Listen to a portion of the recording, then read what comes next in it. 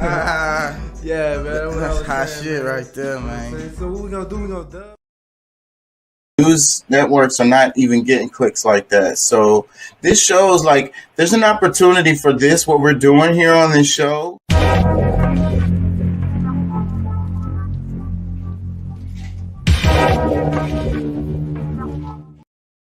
Look up something in back check, kind of like cross reference. Yeah, I should put the. You say you look that shit up. That's the name of your show. Yeah, that's right. what really drew me in. Remember, we want you to be an activist, and don't take our word for it. Look that shit up. Pulley.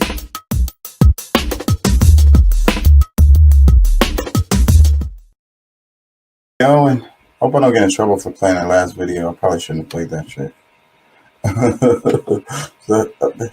I'm always testing the damn waters, bro. That shit gonna get me. You are now tuned Who and what are we gonna complain about tonight? You are now tuned in.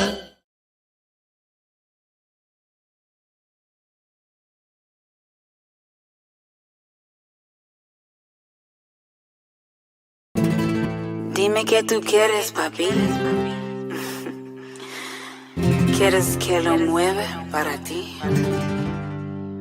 Mueve, mueve. ¿Te gusta cuando me muevo así? Así. Mueve, muevo, mueve. Hey, you, we up in the place, we up in the place, we up in the place.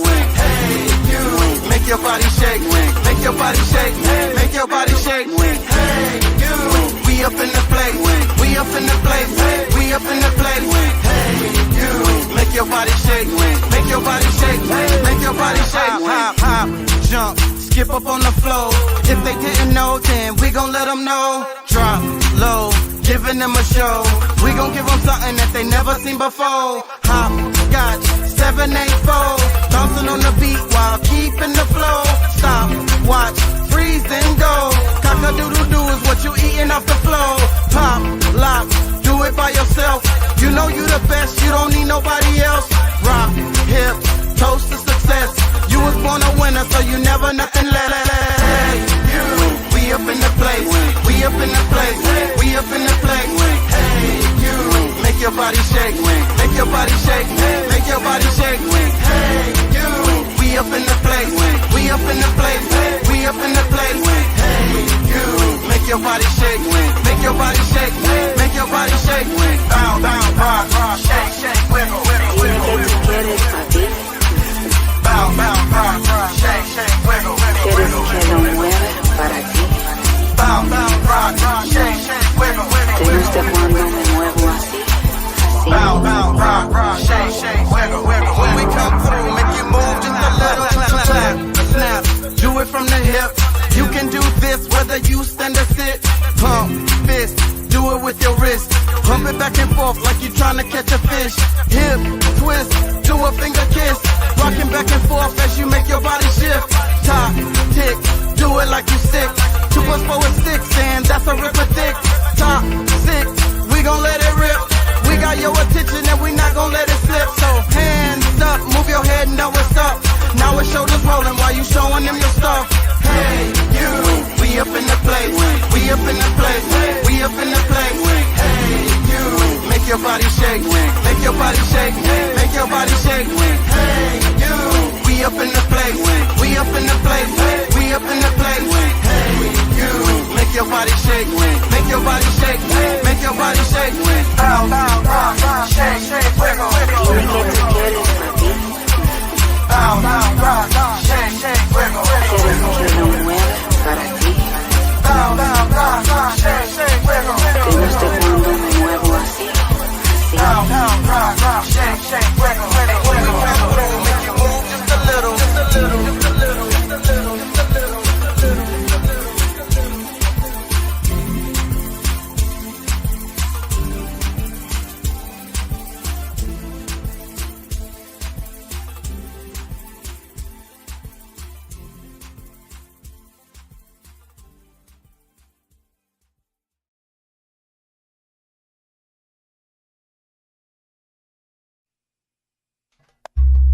Oh yeah, yeah. Oh yeah, yeah. Hey, Jack on this one.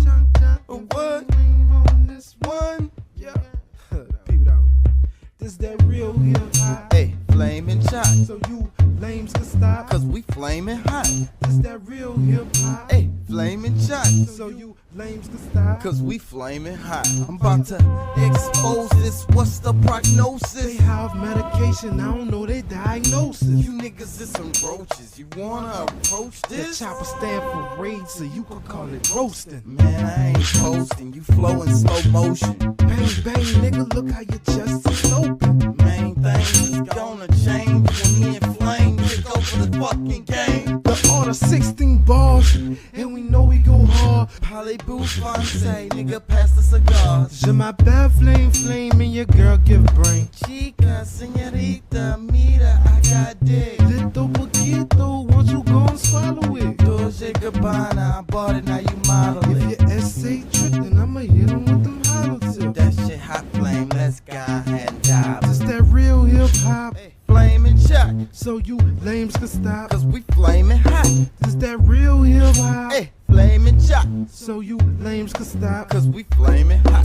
They jockers in the game like a MJ fadeaway. They gon' know my name, it ain't never gon' fade away. One bullet plus your face, nigga, that equals a takeaway. Bust through like a fullback, nigga, I'ma make a way. Taking shots, young nigga, like a Steve Nash Me breakaway. and Flame holding shit down like a fucking paperweight. Working hard to kill a nigga, homie, you could call it Labor Day. Use a bitch, homie, gon' drink on your haterade. Rapping about where the quarters that we blitz you like a quarterback. Where your daughter at? She into sacks like Warren Sapp. Make you fumble your nuts like you was hit by a You cornerback. wanna battle rap, so act like you want it, black. Separate your nuts and put your brains where the cattle's at. Time to go, nigga, get your ass in the Cadillac. Lollygagging this shit, talking, nigga, we ain't having that. Hip hop is coming back. Imagine It's that. that real hip hop, Flaming shot, so you lames can stop. cause we flaming hot. This that real hip hop, Hey, flaming shot, so you lames can stop. cause we flaming hot.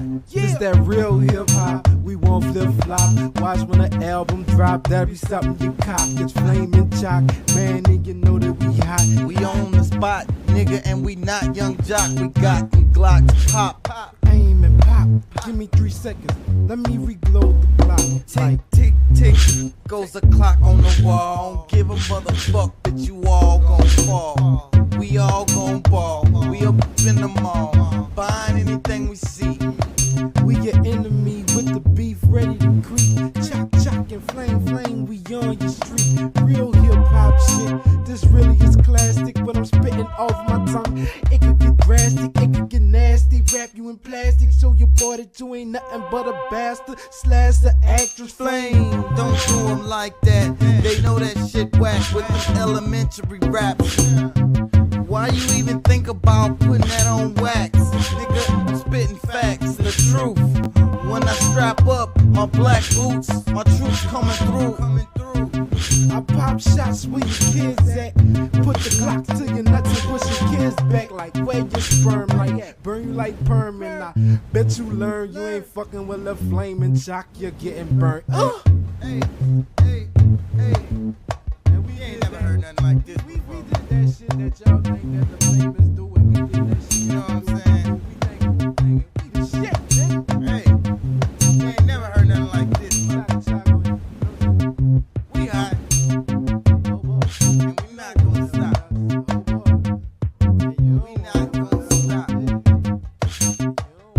King Chaka.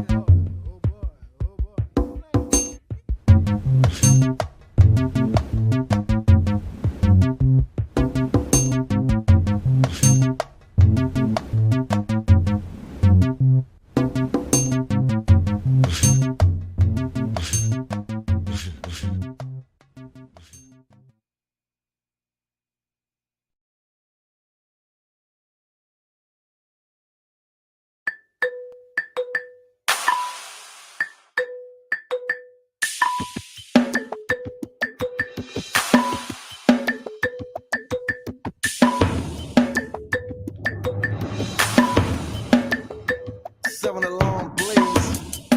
Yeah. Come on. Yeah. Yeah. Yeah.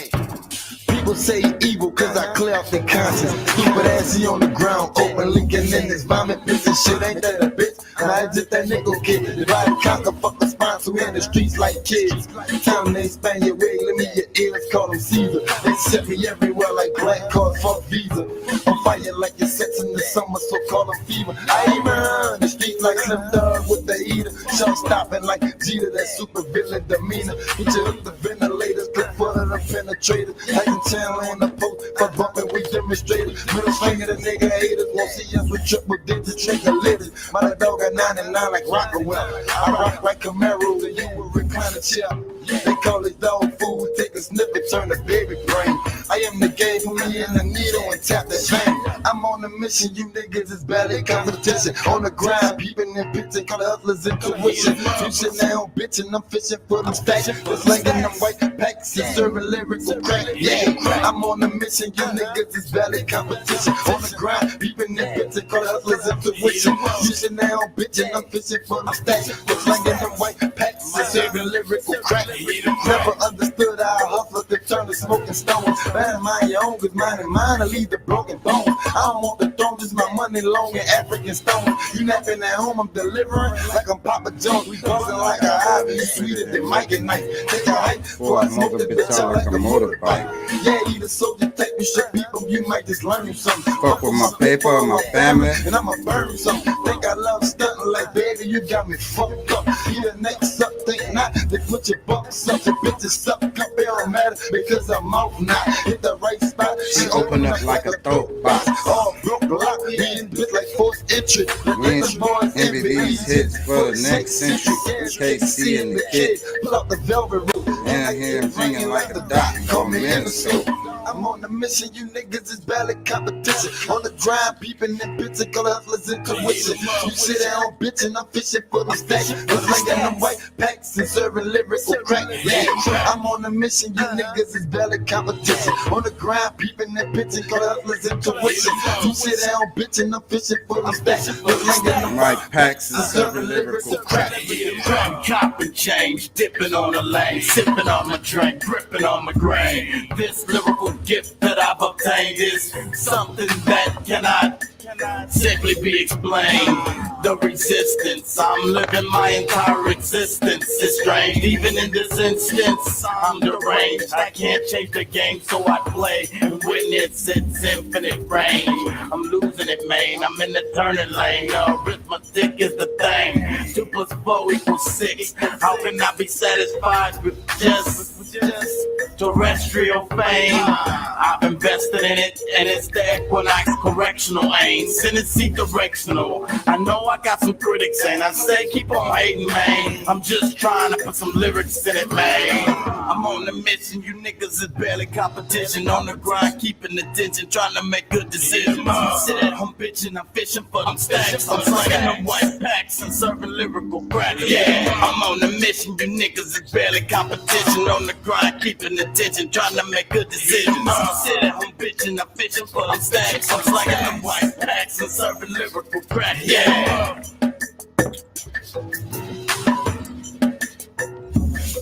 Heat 'em up.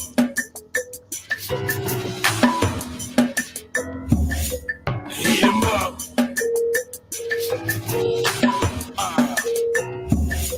Heat 'em up.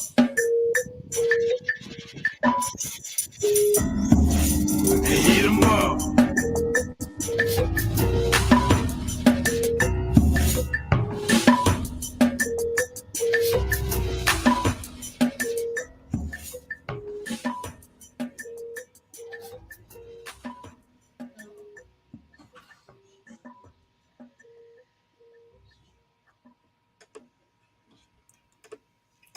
Hey, how y'all doing out there? How y'all feel? Remember, we want you to be an activist. Don't take our word for it. Look that mess up for your own sake. Yeah. Thank you, God, for this day we have lived, everything in our life, our health, our family, the guidance you have given us. Allow us guidance to the path of righteousness with no sway towards the evils of our lower self. Amen. Amen. Ra. Amen. What's up, Pat? How you feeling? I'm feeling great, man. How about yourself? I can't complain. It's all good. I really do feel good today. Um, yeah, man. You know that track I just played. That beat.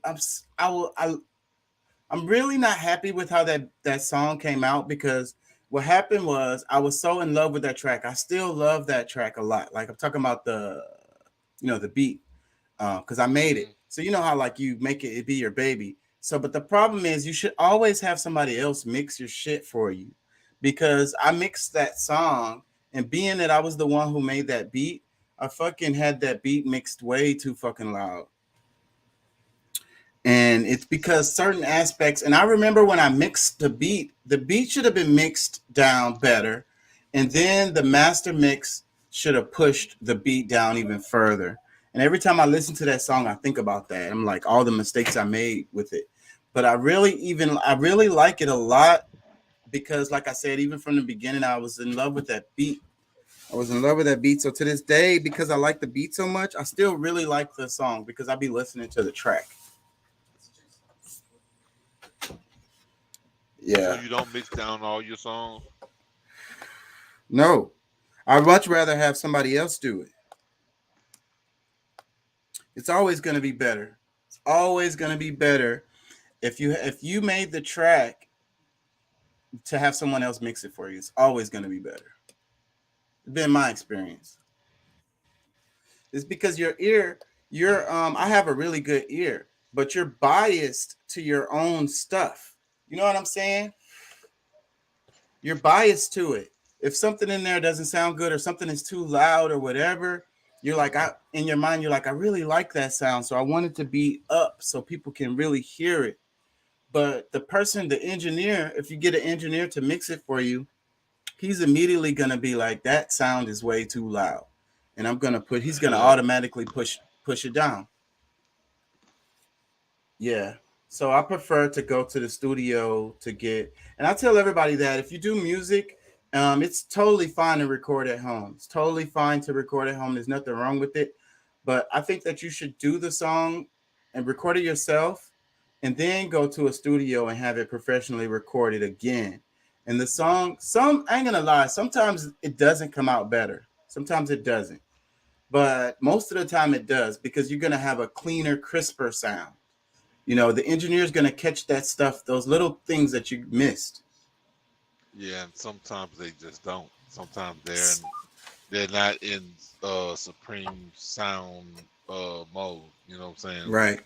Right. So like there's a few cases where there was a couple of songs that came out better at home than in the studio. It happened and sometimes it's the feel too. It could be you, because if whoever's performing, if you're the performing artist, it could be you that day. You wasn't really feeling the song that day, and that's why it didn't come out as good.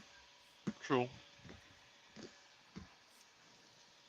Because I've had songs that I overworked. I overworked the song, and it gets to the point where I don't even like the song. I remember one time I was in the studio, and I'm paying for time. We're halfway through a song, and I'm like, you know what? I don't really feel this song anymore. And we literally stopped recording that song and moved on to something else. Waste of fucking time.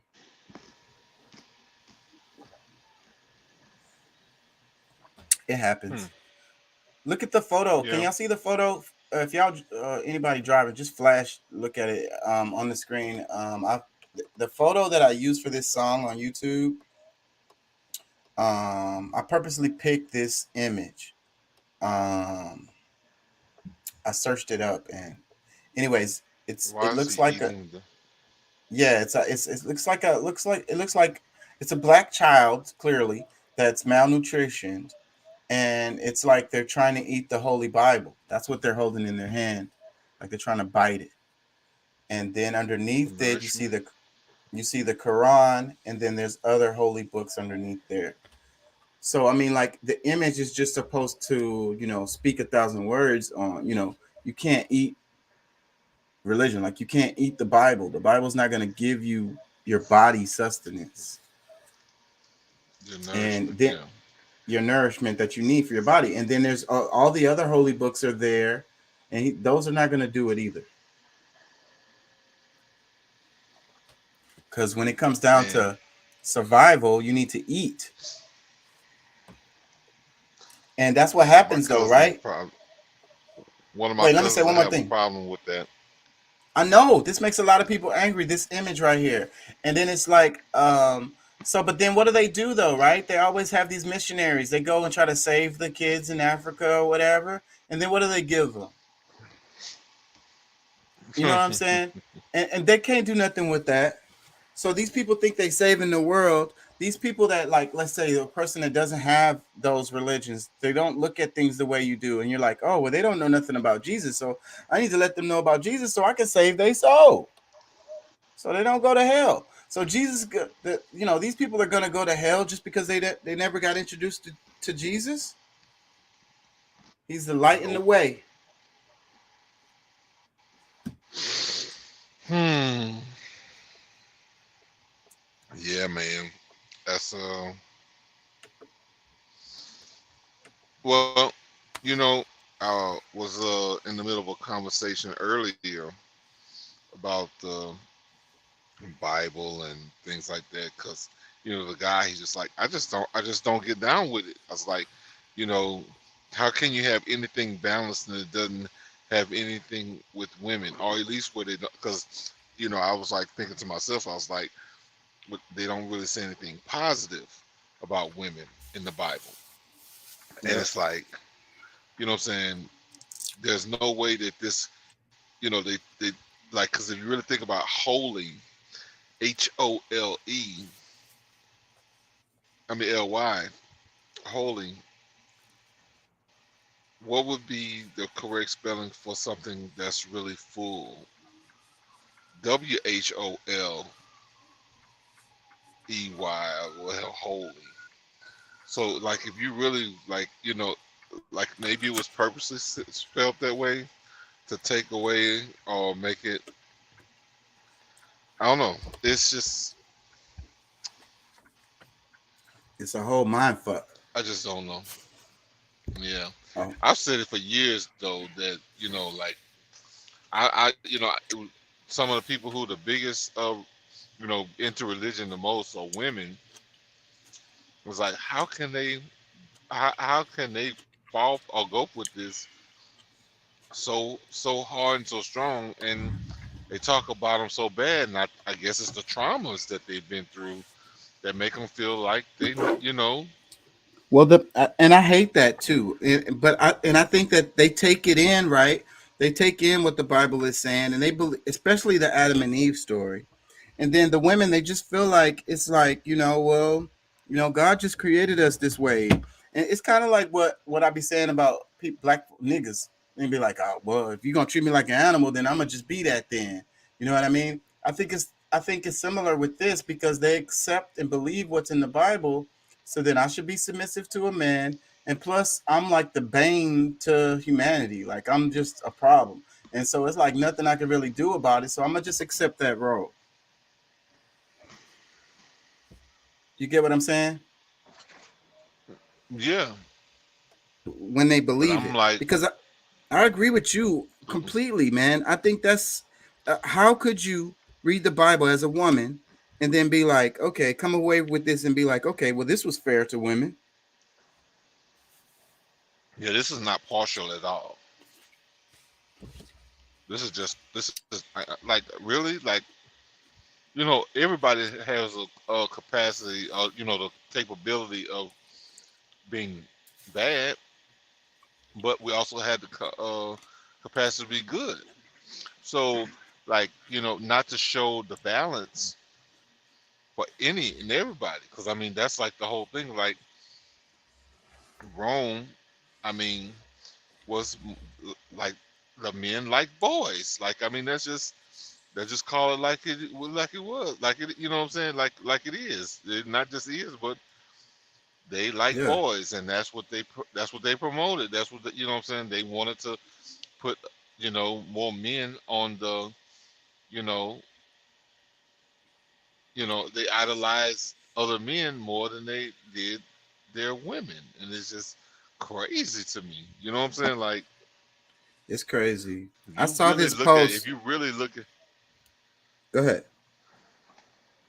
No, I you was can go because I'm, gonna say I saw this post where it's a really old tradition, where it was like, okay, the woman is giving birth, and they tie like these string rope or whatever it to the men's testicle, and it's a whole ritual around this, and the position that the guy is in and the woman is in while she's giving birth, and whenever she feels pain during the birthing process, she pulls on it.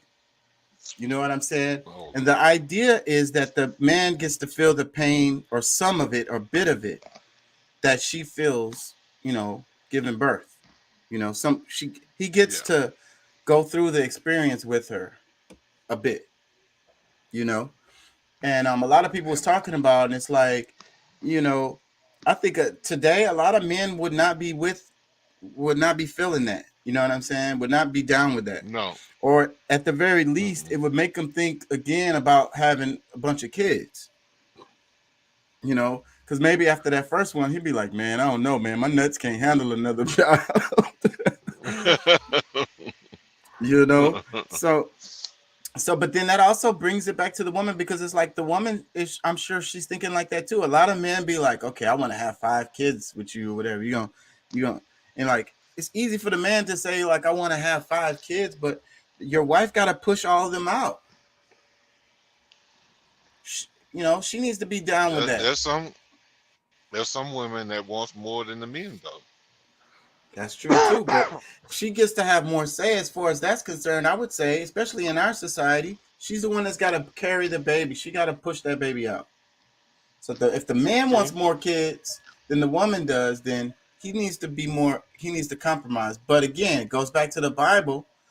In most societies, it's gonna be the dude deciding on this. Well, the woman's gonna choose, but I mean, once they get married, if the husband's like, "Man, I want 5 kids," then the wife is obligated to give him 5 children, whether Hmm. she's feeling that or not. I think in most societies around the world, I think that will be true. Well, yeah, maybe. But I don't know. I think still in all, it really should be more so what's the purpose from both, no matter who, because what's the purpose of this child? What, What are before we the trying to child do here? comes, Yeah, what is yeah, our what plan? exactly? Like, I, what, because I mean, honestly, like there's stuff that we're studying, in our indigenous culture that like we can plan children. You could be, they know when to for you to have sex if you yeah, want a boy, if you want to have a girl, if you want to have somebody that's more scientific, one that's more, what I'm saying, like all that stuff you're related to more the weather and the cycles of the what sun and a moon and all that shit. yes. Yeah. So, but So yeah, doing things without purpose though. I think we just stumbled on something, because I have been thinking about this. You know how like people move around and then they do something and it's like, what's the point? Because it's like, okay, let's say you're at a U-turn, and there's cars coming in your opposite direction from you and undetermined speed, and you want to just swing that U-turn, you know what I'm saying? So that you can hurry up and do it, right? So but mhm. what I say to that is, what's the point? And then there's a you probably come into a light. Are you gonna be any further ahead or whatever? Like if you just let this traffic go by, you might make it. You might make it before they come. You might make it. But then what's the point in that stress and that, doing that maneuver when you could just let them go by and just go right afterwards? And then it's literally, you probably will be in the same spot you was in, like 1 car back, 2 cars back or something at the light. You get what I'm saying? What I'm saying is, I think a Yeah, lot that of debate. people I go through that that debate all the time, especially with this truck and the time, like how because it takes longer for it to get started going, and uh, the ability for it to stop. Like, I mean, there's a lot of thought that goes into each movement of that truck. So so I so I I, think I totally get what you.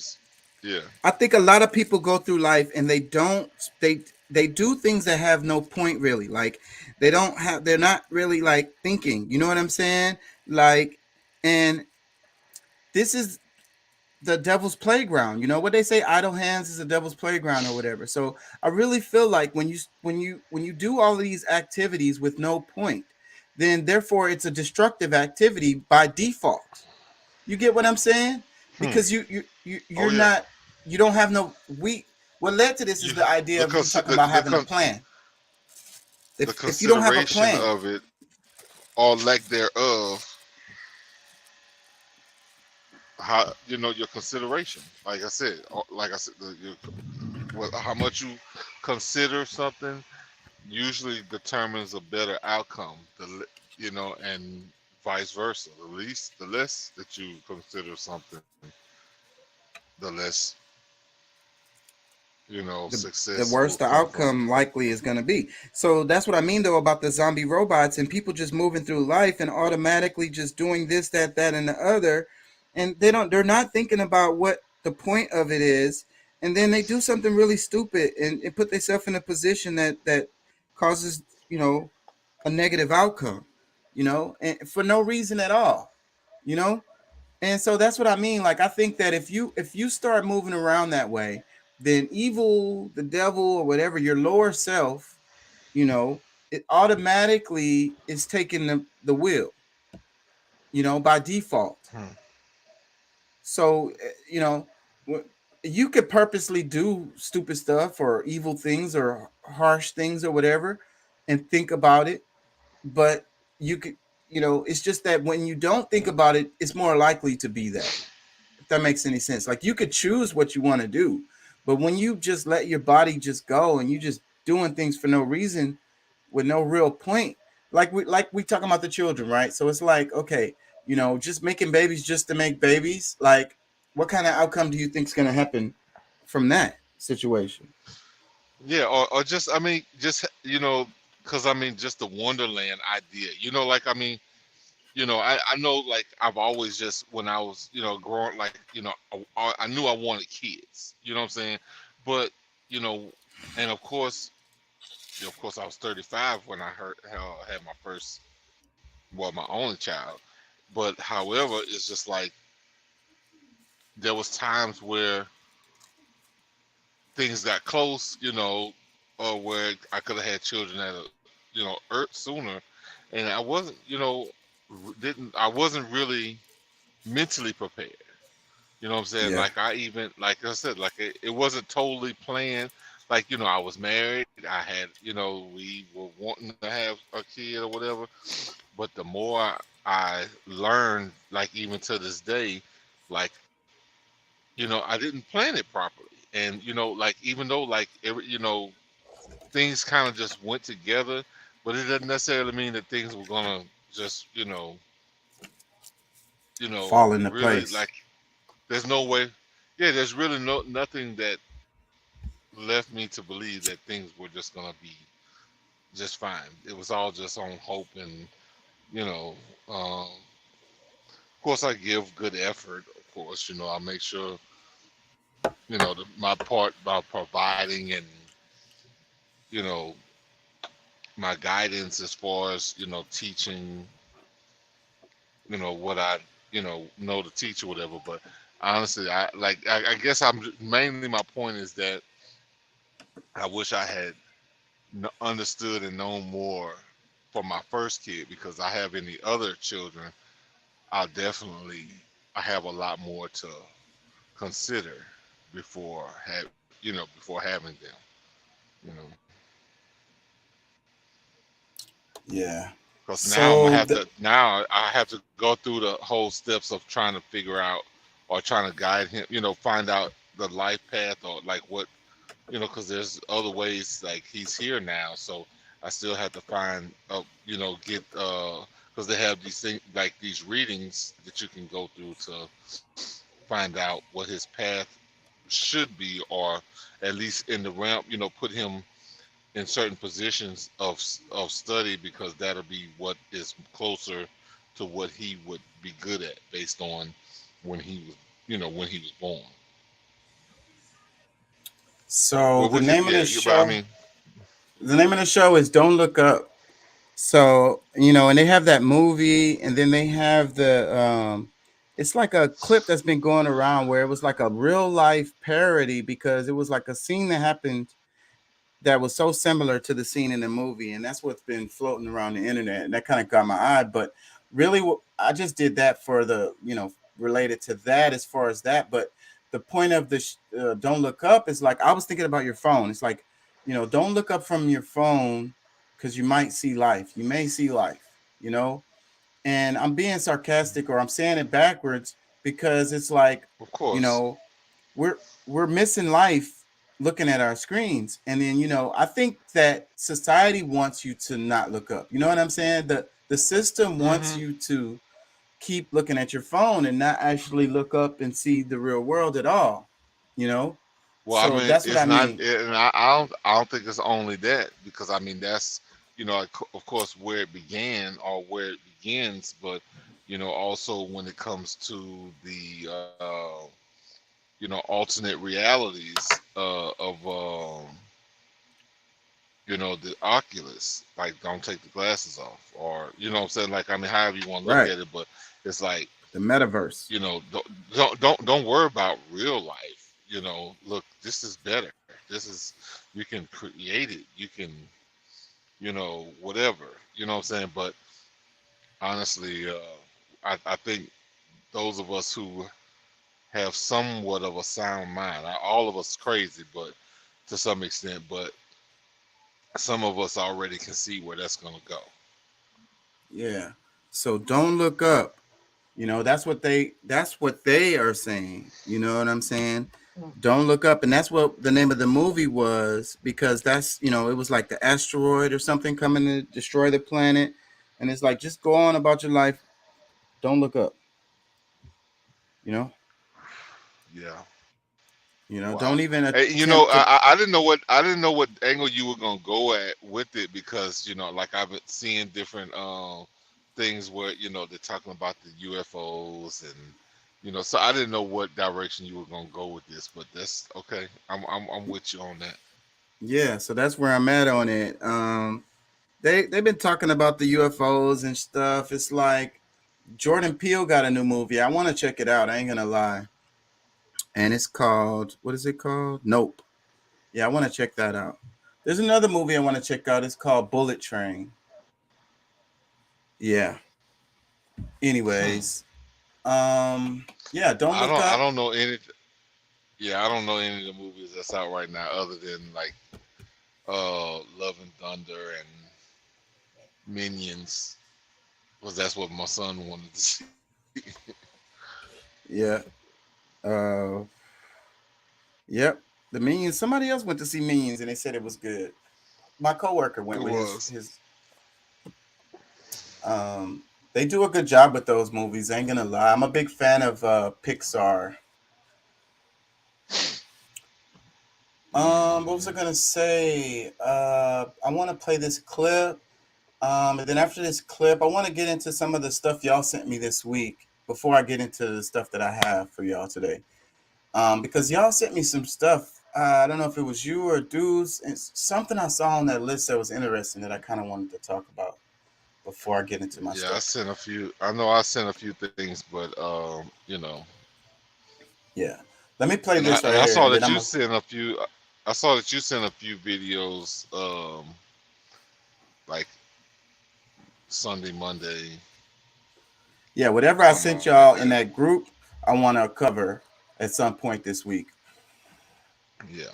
Let me play this. Quality of food and anything to put into my body. It is not going into my body. They treat ganja like drugs over here, and they are genetically modifying herb and shifting the THC CBD balance to give you the highest high, like it's coke them trying to create with the ganja.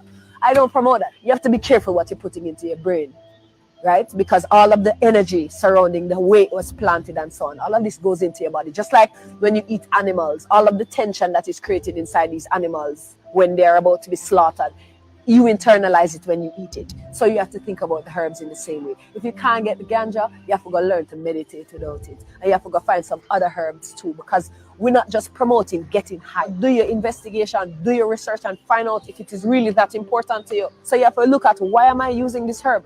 Am I a junkie? Am I addicted to this thing? Because we're not promoting addiction either. So unless I can get the best quality of food and anything to put into my body, it is not going into my body. They treat like.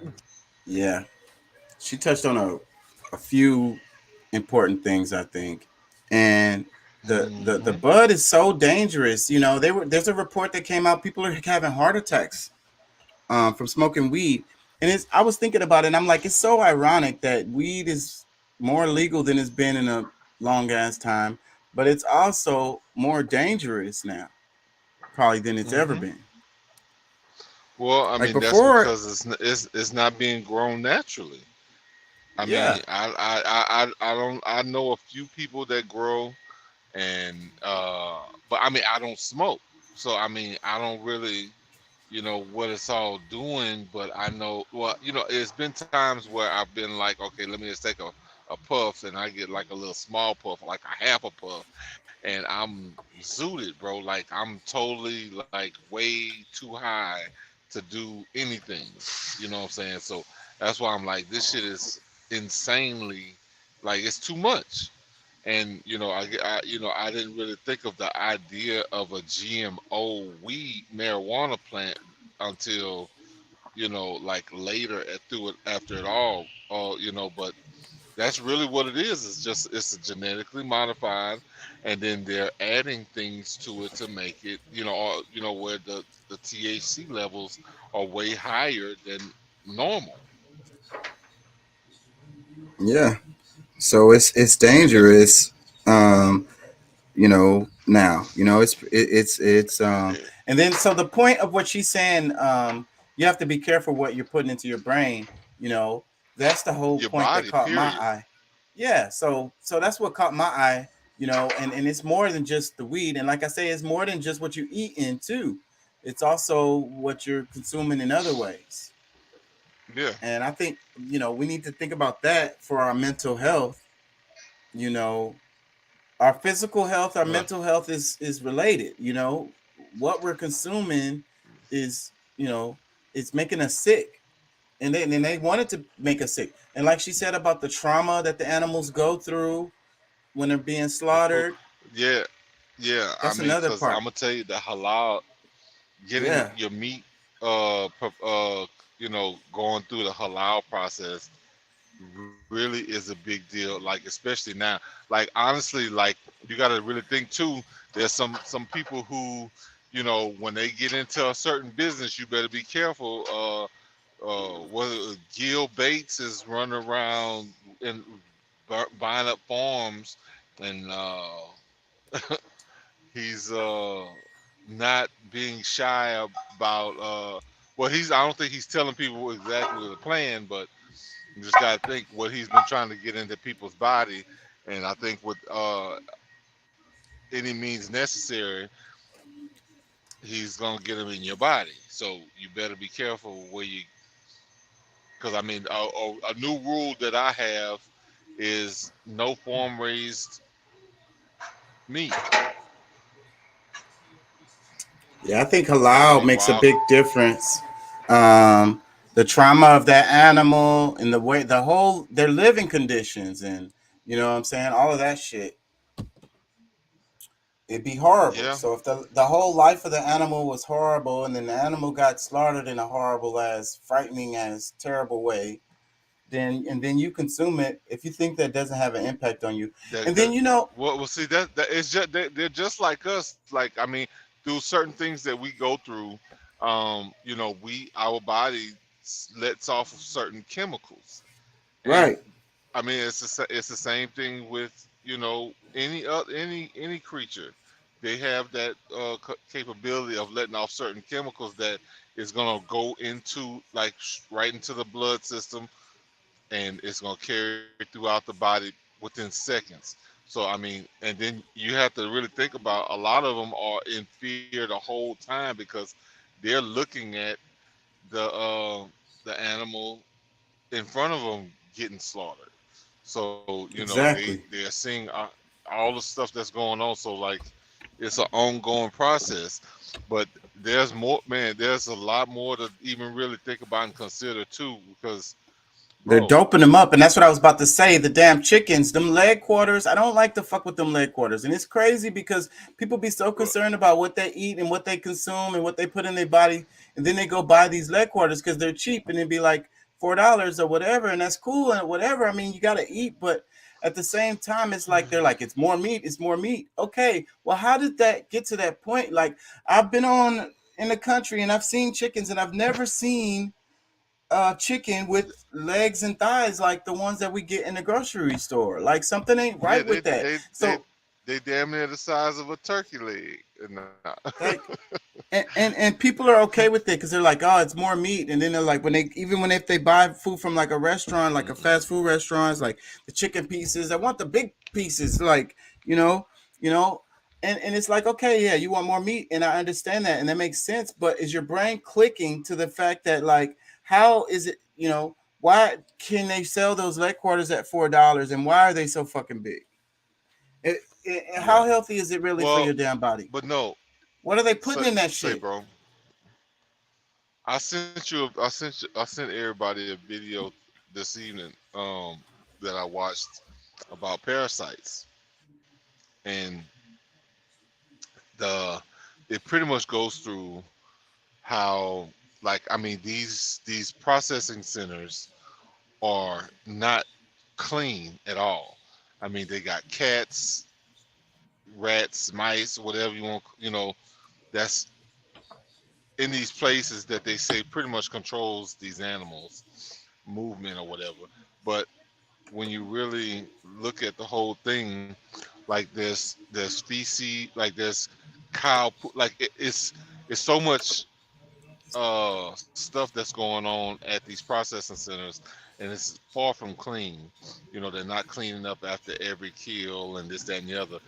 But there's poop, there's organs, there's like all kind of shit all over the place in these places. It's just, if you saw how the process was, like, you probably would really change your mind about what you're actually eating. Like, you would probably want to deal with a farmer, like if somebody who's growing it, and get your stuff taken care, cleaned, done at a certain place so that you know what kind of process it's going through. But because these big companies don't give a damn, they're just trying to cut prices. They're trying to cut costs so they can make as much profit as they want, and they don't care about none of that stuff. So it's like, and that's what kills me about people. They don't care if the cow died over into a pile of shit. Like, I mean, or if it had cancerous tumors, they just cut that shit out. Like, you ain't gonna never know. Fucking if it's really sick and shit, like, you ain't gonna never know. And so yeah, it could have had cancer. It could have had some. Yeah, I mean, the animal could have had cancer. It could have had who knows what whatever. But yeah, and what kills me is people trust these companies, and they act like it's clean and shit. And like the straws, people feel like they like to drink out of straws because they feel like it's cleaner. But if the glass is dirty, then the liquid that's in the glass is dirty too. You know what I'm saying? Even if you're drinking it through a straw, you're not doing nothing. Like, and then think about with those straws. How do you think those were manufactured? And then where do you think when they were packaged or whatever, how they were dealt with? That thing doesn't say sterile on the package. I mean, and even if it does say sterile, it doesn't really mean that it is sterile. I mean, like, it's a mass production of stuff that's going on with each product. Plastic is not healthy, first of all. The chemicals that's made for it or whatever. So, I mean, I don't know. Like, what would be the process of sterilizing it? 'Cause, I mean, I guess there could be a better way for it. But your hospitals are not as clean as what you think they are. So, yeah. I mean, yeah. Deuce. Yeah. What's up, man? What's going Welcome on? back.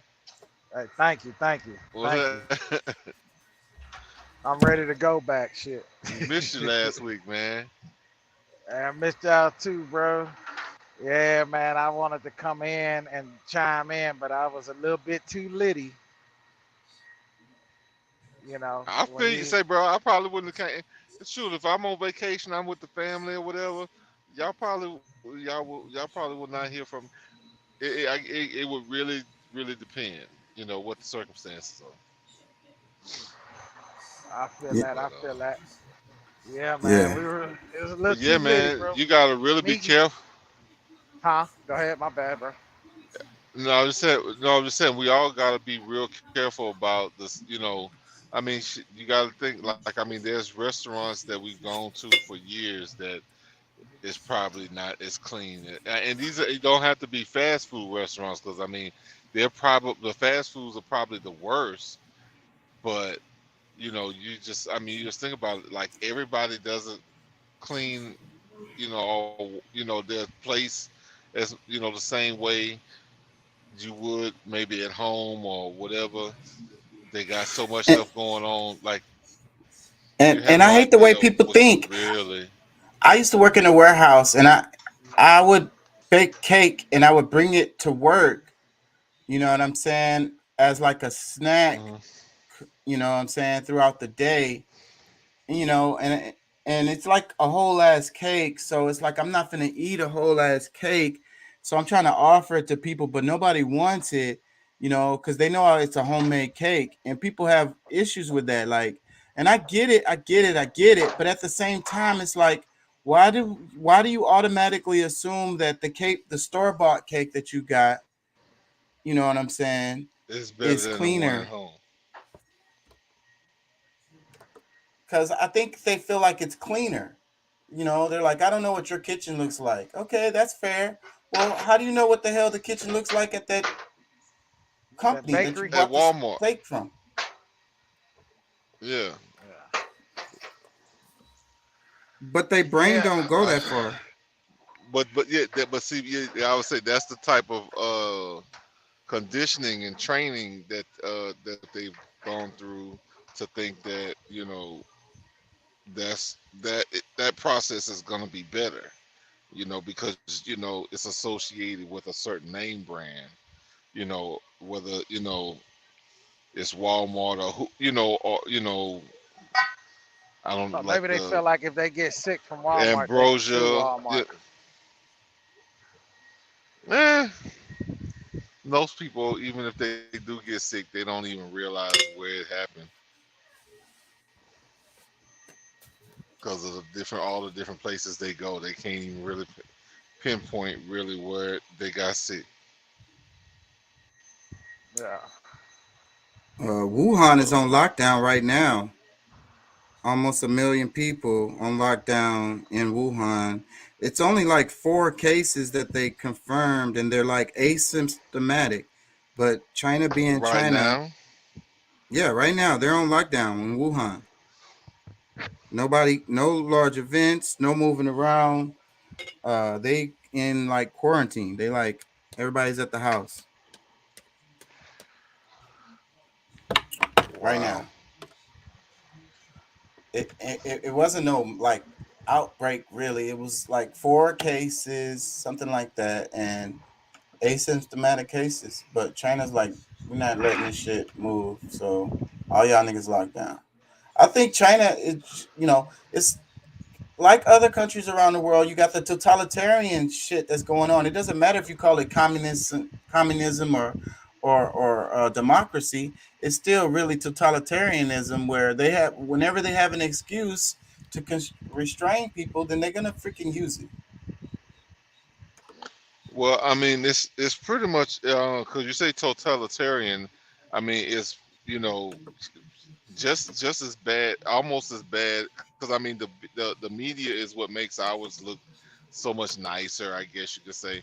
But I mean, it's fascist. Because I mean, like when people saying that we're looking at becoming this fascist or this totalitarian, bro. Our corporate entities and our government work hand in hand.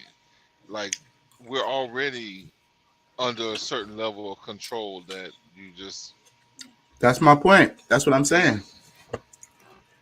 It's really, I'm calling it, you can call it what you want, but I'm calling it totalitarianism, just meaning, you know, it's a few people running the show and dictating everything on everybody else. Like, we don't really have no say. yeah. I mean, What they it, have systems that set in place to make it seem like there's some degrees of separation, but I mean, shit. If you really pay attention, shit, our lawmakers and lobbyists pretty much swap back and forth all the time. Like the people who hmm make rules end up being the people who go and you know they become a lobbyist or like, and on then behalf of a private corporation, and they influence the laws. Yes. well, A yeah, lot of and, and, times they and then write them. yeah, and then if you think about it, I mean, shoot, they got let's say like the Department of Agriculture, the Department of Energy, the department, all these different departments. Shit, I mean, they're being run by the government and funded by corporations. So I mean, it's really all one. It's just like all those things are put there to give the appearance of some separation. Right. So, like I say, and they be like, "Oh, that's a communist country," and be like, "Man, you could call it whatever the hell you want. They people getting oppressed just like us over here. So we might as well call us a communist country because they're doing the same thing to us." Exact same thing. Let me play this. And like I said, I mean, it's Julian. all a trick. Can I play No, go ahead. this? It's got a freaking beat in the background. I don't know if I can play it. It's Bobby Hemmett. He's talking about Noah's Ark.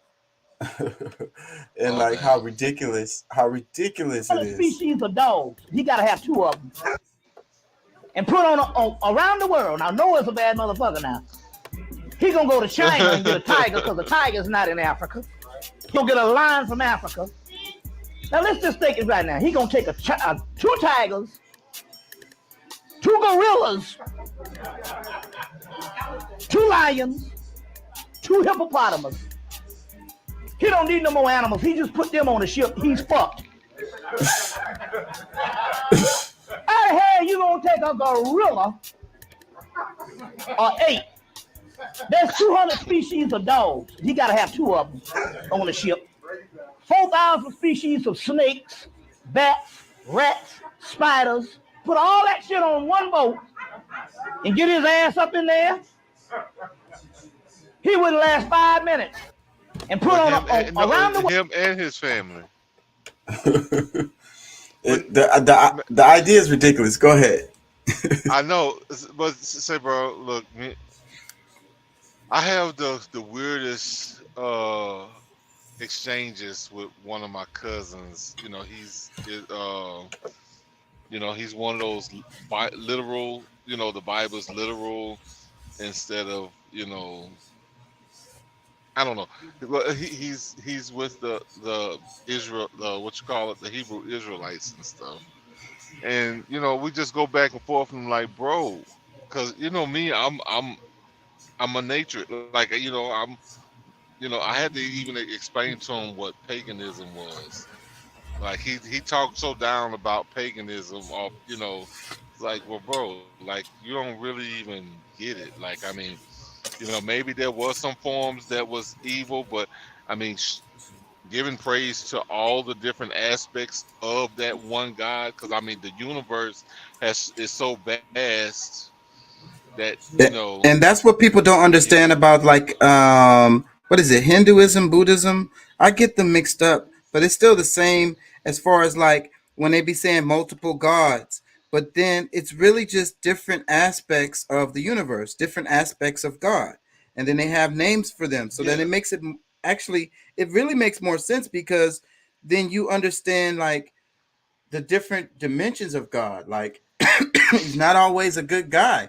Sometimes God does things so that's why they have gods that do horrible things, and that's what explains some of the things that happens in the universe. So, and then they have it all. They're all really, even though it's multiple gods, these, even within that religion, they all encompass into one. They always have one that all of them has aspects of all the different ones. If that makes any sense. So people really need Well, to I like mean, try to study that shit.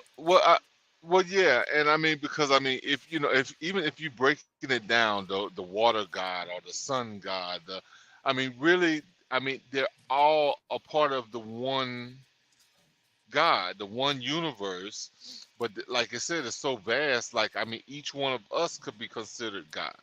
You know, because we're different. You know, like at one point, that's how we were looked at. We were the gods. Like there were other creatures. Because I mean, I don't. You know, I think even in the Bible, like people put Adam and Eve as black people, but I don't believe that. I think there was black people, and then when white people came along, they were the ones that was being taught how to be civil. You know what I'm saying? At that time, I mean, and that's an aspect that I've seen before, but it's all allegory. So honestly, it doesn't matter. It's really just like you being able to learn different principles that you can live by. Um, understanding the different polarities that exist within you know what we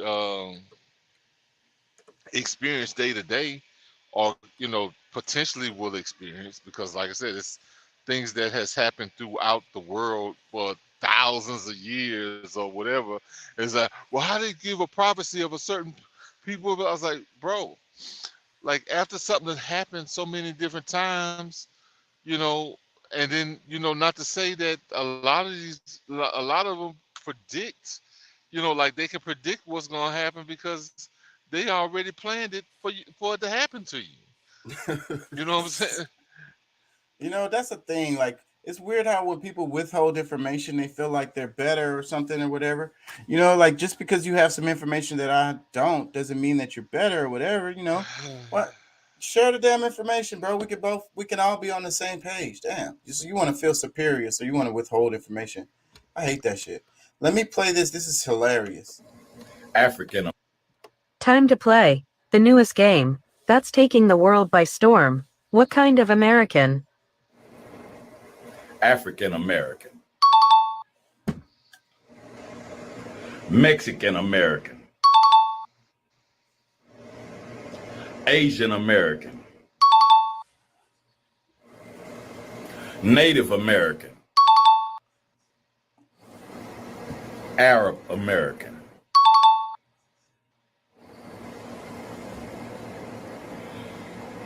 American? Yes, Smackwater. But what kind of American? European. Shit. American. Thank you for watching, and tune in next time for What Kind of American? Time to play the newest game. It's pretty funny. That's pretty funny. He said American? Like, what kind of American? Shit, American. Shit, I don't know. But I mean, even with the Mexican American is crazy because it's like, bro, like that's a country. That's not a damn like everything else is a continent. Well, the native, I guess you could say, but it's problems with a lot of these because African American, we already know off top, is a problem. Mexican American is a problem because that's Mexico. Like who are you talking about? They just Americans too. That, you know what I'm saying? That don't really make sense. But the other ones are okay. Arab American, and Asian American. Those are okay. Those terms are okay. And then the Native American is problematic too. Yeah, well, But I mean, anyways, because I mean, I when find you it really funny. look at, it is actually funny as hell. But for me, I got to talk shit about it. But the most famous African American is who? Say, I don't know. Elon Musk. Oh, okay, that makes sense. He's a real African American. Yeah. So, but then he's not American. He's African. Well, he's African, but he came and he has citizenship now, so he's really an African American. Like that, I mean, that's the whole, like, to me, like anybody from Nigeria, Senegal, like Akon or whatever. He's an African American.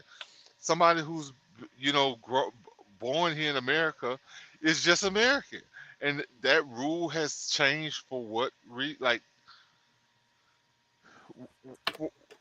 when they start making exceptions to rules,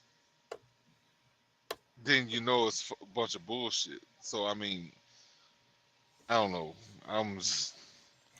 All right, look, check this out. I don't know if y'all saw that it was viral. The pastor who got robbed, they came in and took his jewelry, and they robbed the congregation too. I want to say. I heard something about that, but I didn't really see the story or read the story.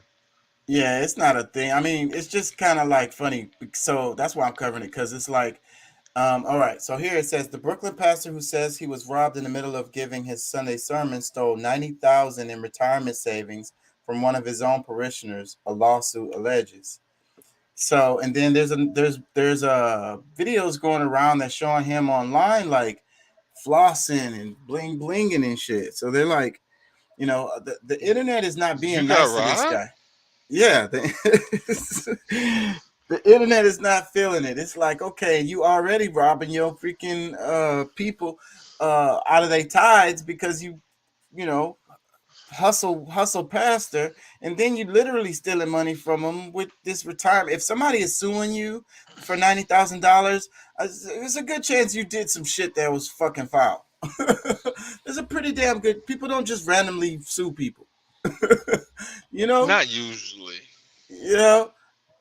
So, and then he was like, I mean, have people been wrong before? Yeah, but usually not that wrong. And the amount that he said that got taken, that keeps going up, and it's like the number is so huge. It's like, bro, you had that much worth of jewelry on? Come on, man. But the jewelry because I heard somebody talking about it, said, but the jewelry that you were wearing didn't get stolen. I don't know, man. It sound, and when I first saw the video, I wouldn't be surprised if the dude, it could be like a publicity study, paid the people to come do that, and after it was over, y'all better make sure y'all bring me my shit back. Here go your money. Bring me my shit. Bro, that was his cousin and his brother. Yeah. Insurance scam. Get the jury back and get insurance money back, and then get the sympathy of the public. I mean, I'm not saying that's what happened, you guys. Hey, I'm speculating, but man, fuck that. I ain't no. Look, I'll say it. he robbed himself. He shook down his damn self. Because listen, this is when I first heard it, I was thinking, if I was gonna rob a church, I would wait till these people pay their freaking tithes and come in there and get cash money. That's a lot harder to trace. You know what I'm saying? They could trace that jewelry. You know what I'm saying? Where you gonna sell it and stuff like that. Like, that's a problem. You can wait till they pay their tithes and then just take the freaking baskets and shit. You know what I'm saying? These people be chunking money on them tithes. I know it's gonna be a nice chunk of change. Well, I think hiding that money was gonna be a lot harder than hiding the jewelry, because I mean, especially depending on how many thousands he might get into that church. Like, I don't know what they're dealing with on a weekly basis, but some of them, especially with like a mega church, I mean, you might be looking at 200,000 or 300,000 in cash on a Sunday. Yeah, in tithes. I mean, you're talking about 10% of, these people's salary. Some people really pay their real tithes. Some people really do. A lot of people really do, and then they give more. So, but I'm not a criminal, so of course I'm probably botching this whole idea. I don't, condone somebody robbing a church or whatever. So that's not how I think. So I'm probably not. Look, I'm like, I'm like what's his name? That they had the album Criminal Minded, KRS. You know, real criminal, but I'm criminal minded. I can see it. You know what I'm saying? I I can imagine how all this stuff went down just based on what I've been hearing. The Let me Brooklyn read pastor this. who says he was robbed. Who said, like, they don't even believe it. This is, I mean, who said, like, the Brooklyn pastor who says he was robbed in the middle of giving his Sunday sermon, stole 90,000 in retirement savings from one of his own parishioners, and it says a lawsuit alleges. Come on now. If they believed him, they would have been like, a Brooklyn pastor got robbed on during Sunday service. Let me read the caption. It says Lamar Whitehead, the bishop at Leaders of Tomorrow International Churches in Canarsie, is accused of convincing 56-year-old Pauline Anderson to invest nearly her entire life savings in one of his firms, with the promise that he could help her buy a home despite her bad credit history, the court papers say. Anderson wrote Whitehead a $90,000 cashier's check in November 2020 and relied on him to give $100 monthly allowance to pay her living expenses, according to a lawsuit. Damn, she sounds like a dumbass, bro. I gotta say that, bro. Come on. But I guess it's your pastor, so you trust him. Let me read some more. It says, after months went by in nearly 2021 without the monthly payments or progress on the home purchase, Whitehead allegedly told Anderson that he was treating her investment as a donation to his then campaign for Brooklyn Borough president. He said he had no obligations to pay it back. Mr. Whitehead fraudulently induced Miss Anderson to liquidate her entire life savings, pay him investment of $90,000, promising to use the funds to purchase or renovate a house for her, alleges the lawsuit. Miss Anderson was instead left with nothing but a vague promise by Mr. Whitehead to pay funds. Y'all already said that. Anderson declined to comment, though a family member who said Anderson didn't want to talk because the litigation is still pending.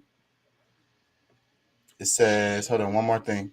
Whitehead, who shared a one more thing. Whitehead, who shared a close relationship with Mayor Eric Adams, who Adams served as Brooklyn Borough president, didn't respond to a message left with his church on Wednesday. He has in the past served time in state prison following convictions for identity fraud and grand larceny.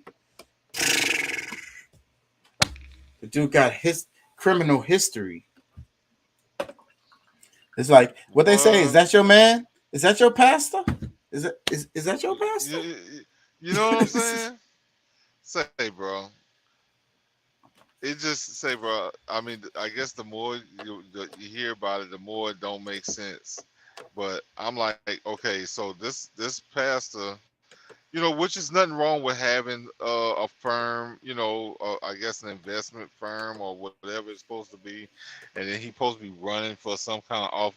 Like, bro, this dude sounds like a scam artist. I mean, it's just he just does. But I'm gonna tell you, if he didn't rob himself, I mean, shoot, we might want to check Miss Anderson or Anderson, whatever her name is, because I'd have been so pissed off that something was gonna have to happen to him.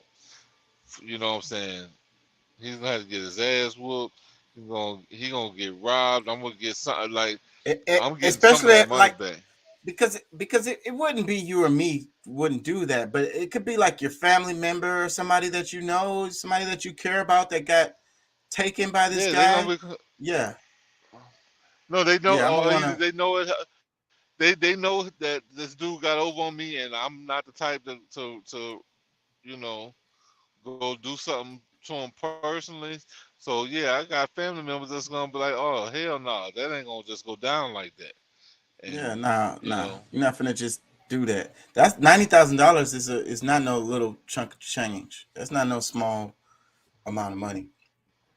Look at the screen right here. It's like this is how they preparing y'all food. Like It's probably clean, but I can't help but to see these people like rubbing this stuff. It looks like the floor. It looks like the floor. Look, their feet is right there next to it, you know, and they're on the floor making this stuff. So this how they making y'all cakes. That y'all don't want to eat my cake. This how they making y'all cake. The dude's feet is right there next to the food, like while they're preparing it, and then they're rubbing it across the floor. I see flour and stuff on the floor, so it's like, I don't know, maybe they cleaned it. It's a food prep area, but it just don't look very freaking. And they probably make them not wear shoes because it's probably better, but nobody got no shoes on, and the food is right there next to their, and then it gets packaged after that. So it's in that package and looking all clean, just like those straws that people think are clean. And it's like, okay, it's in the package. It's looking all good in the package. What the hell you think it went through before they put it in the package? That's why I played this. I'm going to move on. I'm not going to stay on this. Man. Kelly's was talking about some drama. I'm not going to play that. And I want to play the Jon Stewart clips, but I'm going to play that in I got a video for that. If y'all didn't hear Jon Stewart. And look at this right here. It says, with federal stimulus payments unlikely, here are a few states sending relief checks to residents. So it's like, it says, let me read the caption. Florida Governor Ron DeSantis announced Thursday that the state will send nearly 60,000 Florida families $450 per child one-time relief check starting this week. The state joins a number of others that are giving residents varying amounts of money in the form of stimulus checks. It's been over a year since federal government last issued stimulus checks to Americans among the COVID-19 pandemic. Hold on. Here are the states that have instated their own stimulus check programs. So I'm going to just list them here. You got California and Colorado. California is giving payments of $1,050. So California, Colorado, Delaware, Florida. Florida's kind of a surprise. Georgia, Hawaii. Georgia's a surprise too. Idaho, Illinois, Indiana, Maine, Massachusetts, New Jersey, New York, New Mexico, Oregon, Pennsylvania, South Carolina, Virginia. You don't see Texas on that list. Texas like, nah, we gave y'all enough money already. Y'all didn't want to work. Well, I mean, it's too conservative, and like it's like, all right, I know y'all gonna do some stupid shit, so you know, just to kind of conserve what we do have, you know, they not gonna fool with it. But check this out. The World Health Organization urges men who have sex with men to limit partners as monkeypox spreads. Washington Post article.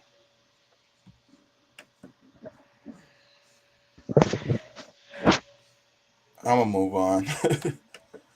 we talked about it a bit already. Yeah, I don't. It's sexual contact. That's what people really just need to understand. You're not gonna get it. They're trying to scare everybody, but if you're not all promiscuous and having sex with random people, you're probably gonna be good. And for the most part, not just random people, random men. Why is it supposed to be just men, or is it also women too? Like I don't get Anybody that, can catch it. It's just that the cases have been men. The ones their cases. There's a large number of cases here in Houston. I saw the thing. We're high on the list as far as cities with it happening in it. And yeah, the cases are men. So that's why they're saying men. Anybody can catch it, but the cases have been men. So anyways, Jon Stewart went off. He's gone viral because they are trying to block a act that would help veterans who went through some kind of like gas or whatever, like if they had like lung issues, like they're gonna explain it, and these people will have better access to health care, and they're pushing it down Anyways, let me play this. Is this the video with is this hold on. This is C-SPAN. Hold on. This is the whole clip. But I kind of want to play. Give me a second, y'all. I have another one. What's his name? Did some analysis on it. The Rational National. And let me play that. I like that video.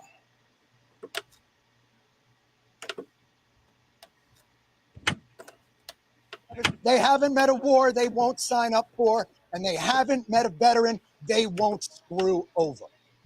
Well, damn.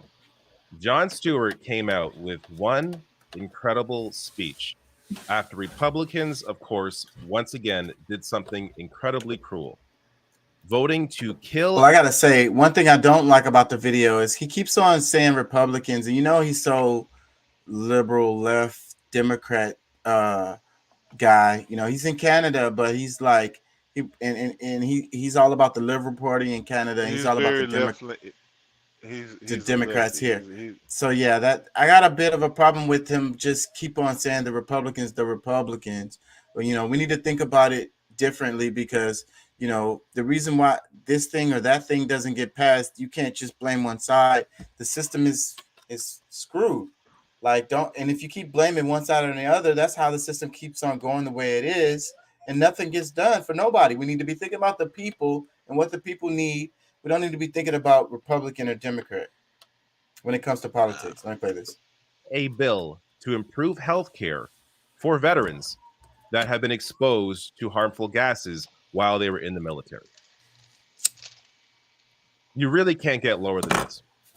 All the money these people approve for war, approve for defense contractors, won't even take care of the people that are in the middle of all of that.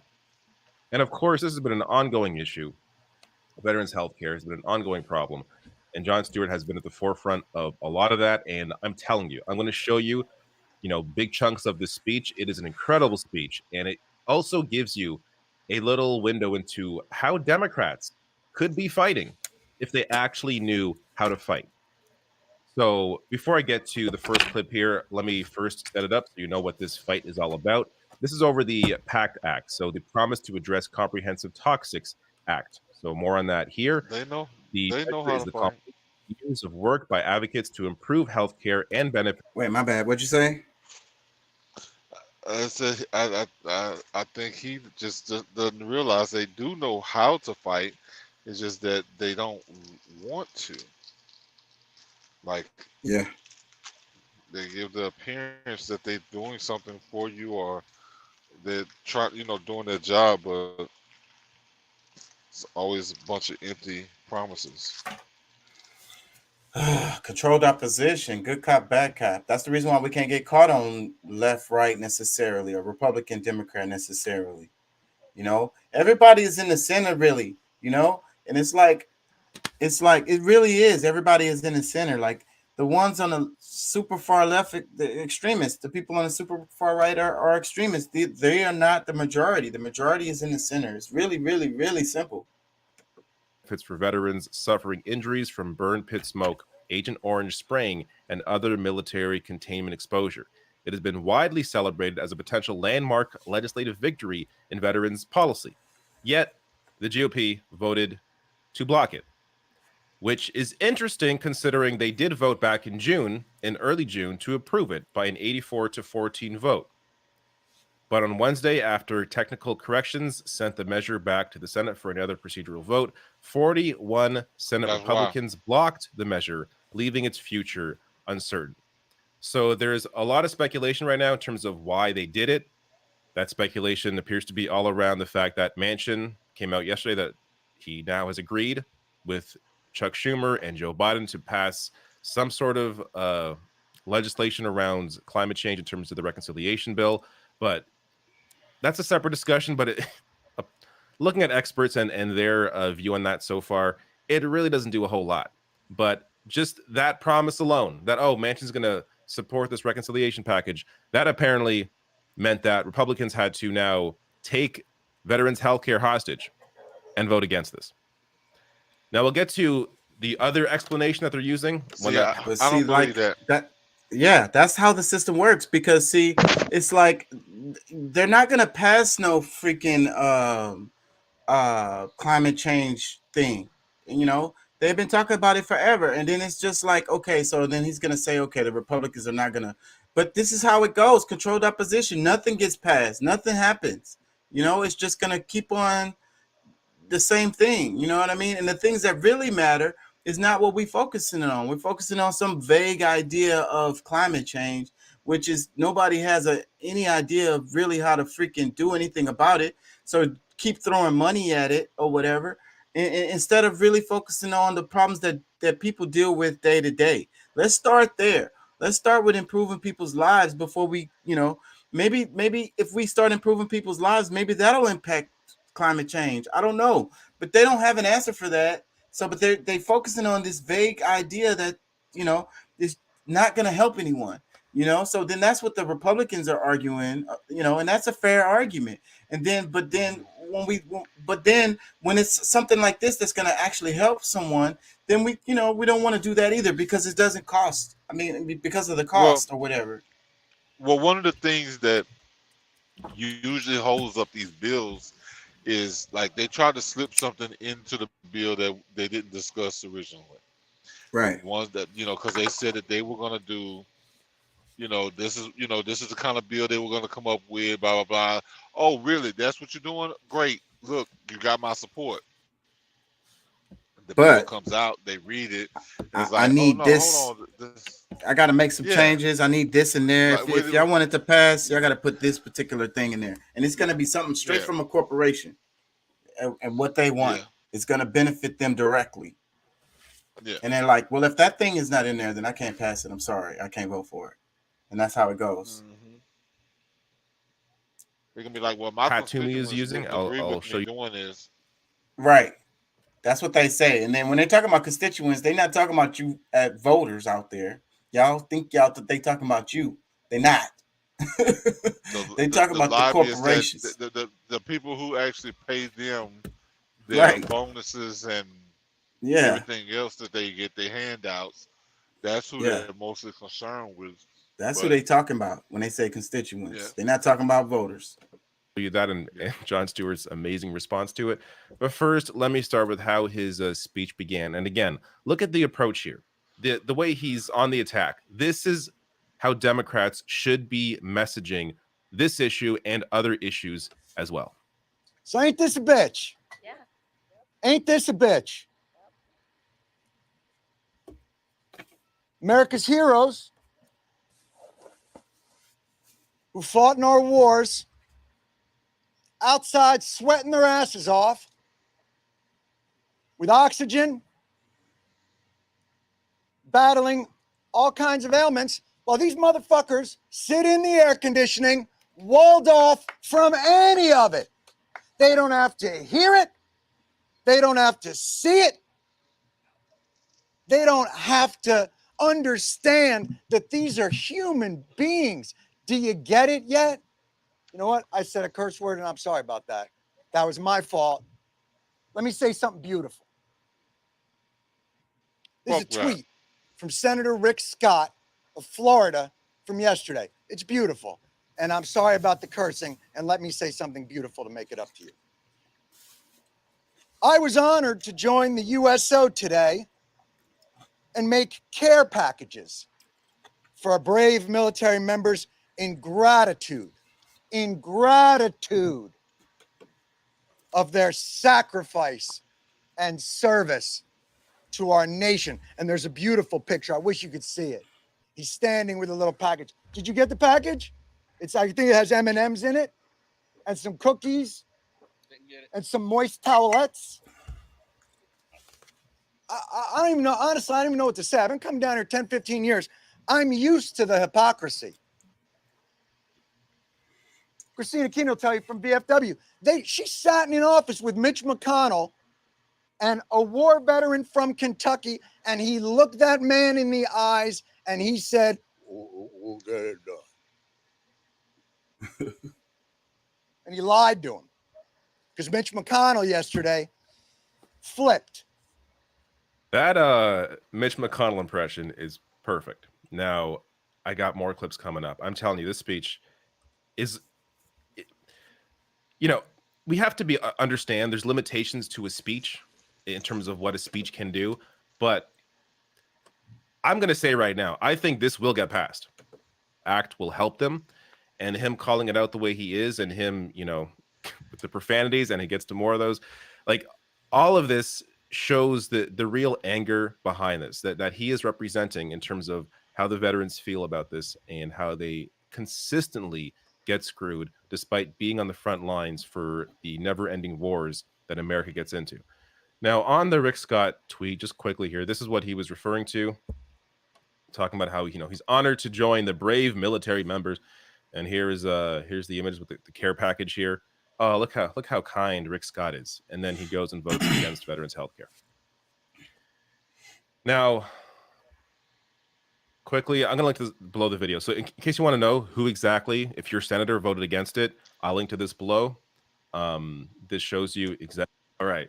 So let's get to how show us the bill so we or know what why. Pat Toomey is saying about this. So he has come out to say that Congress must protect veterans care bill from being used as vehicle for massive unrelated spending binge.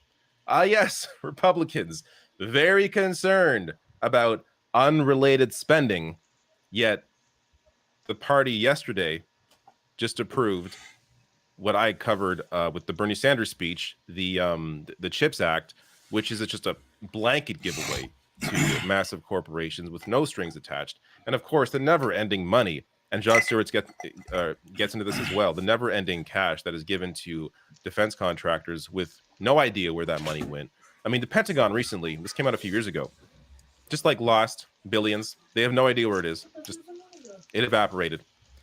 So this is a, you know, to pretend you care about spending when it comes to, again, So right here, he has an article on the screen. It says Washington, D.C. U.S. Senator Pat Toomey today spoke on the Senate floor about his effort to fix a flaw in the PACT Act.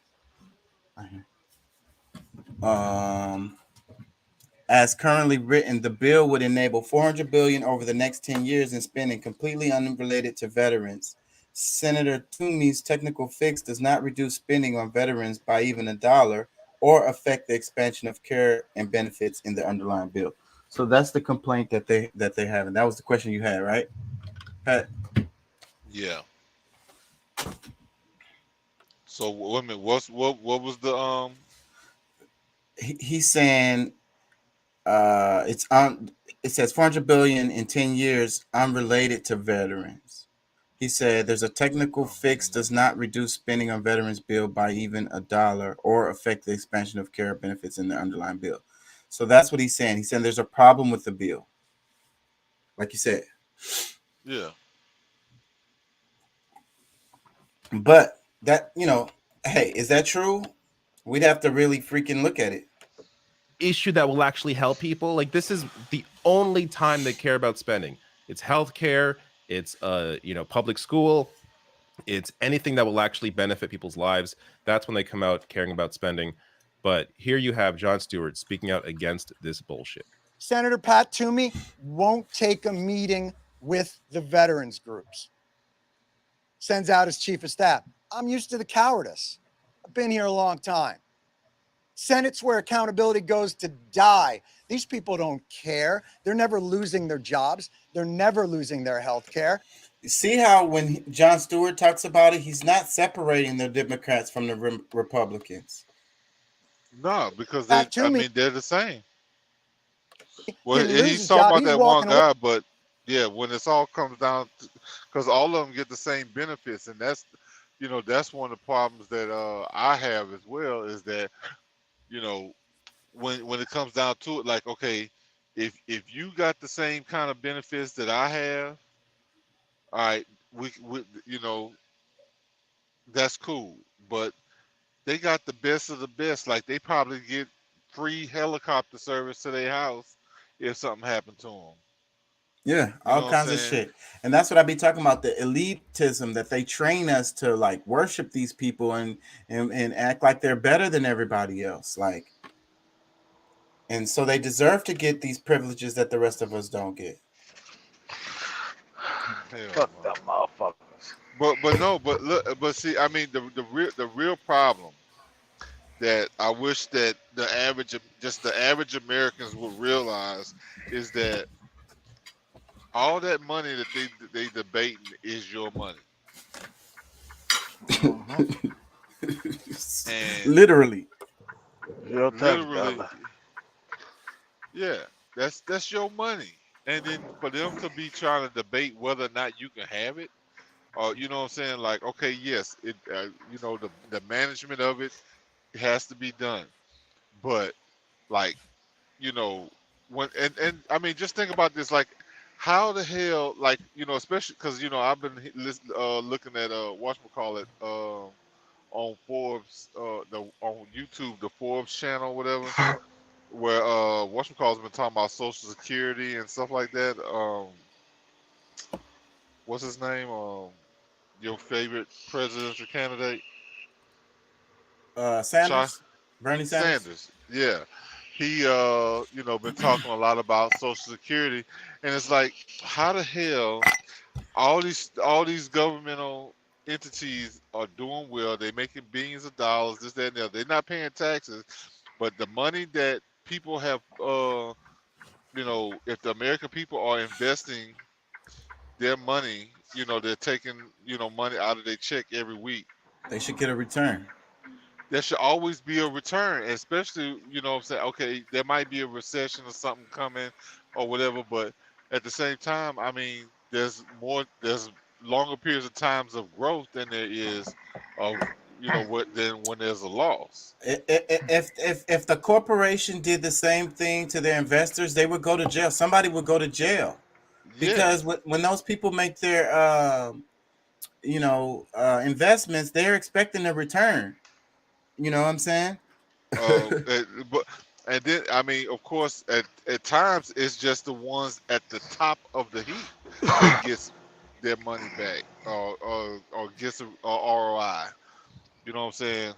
But yeah, I mean, it's to me, like, this shouldn't be able to happen if we're looking at investments. Like, I mean, we got some really rich corporations, and even if we do investments in other countries, like, I mean, shit, we buy most of the products from you know what I'm saying, whether it's China, Taiwan. And imagine Malaysia. if people thought like that. Like really, you so right. Like money overseas, like flipping it, you know, like India's coming along. There's African countries that's coming along. There's plenty of opportunities for investments.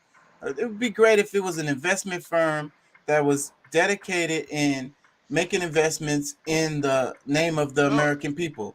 No, they do it. They do it, but a lot of times it's masked, or either it's in a pack, like a you know, like you can't just get, you know, sometimes it's like where you can't just buy into one company. You got to buy into this group of companies within, you know, that country, and it makes it where it's riskier. So I mean, you know, in which, you know, I still, you know, I would do it within like a 401k where I'll go with some of those riskier ones, but I do a lower percentage of my income that will go toward it.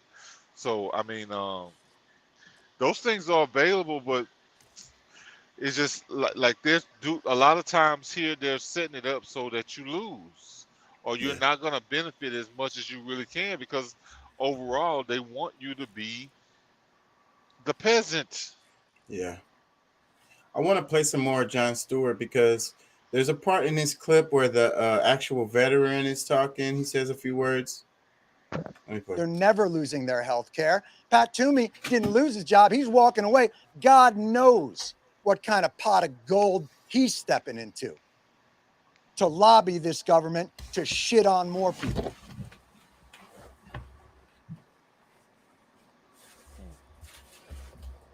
I'm used to all of it, but I am not used to the cruelty. These people thought they could finally breathe. You think their struggles end because the PACT Act passes? All it means is they don't have to decide between their cancer drugs and their house. Their struggle continues. Gives them health care, gives them benefits, lets them live.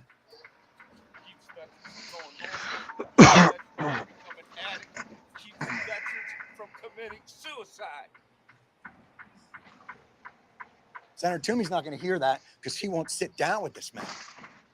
Because he is a fucking coward. You hear me?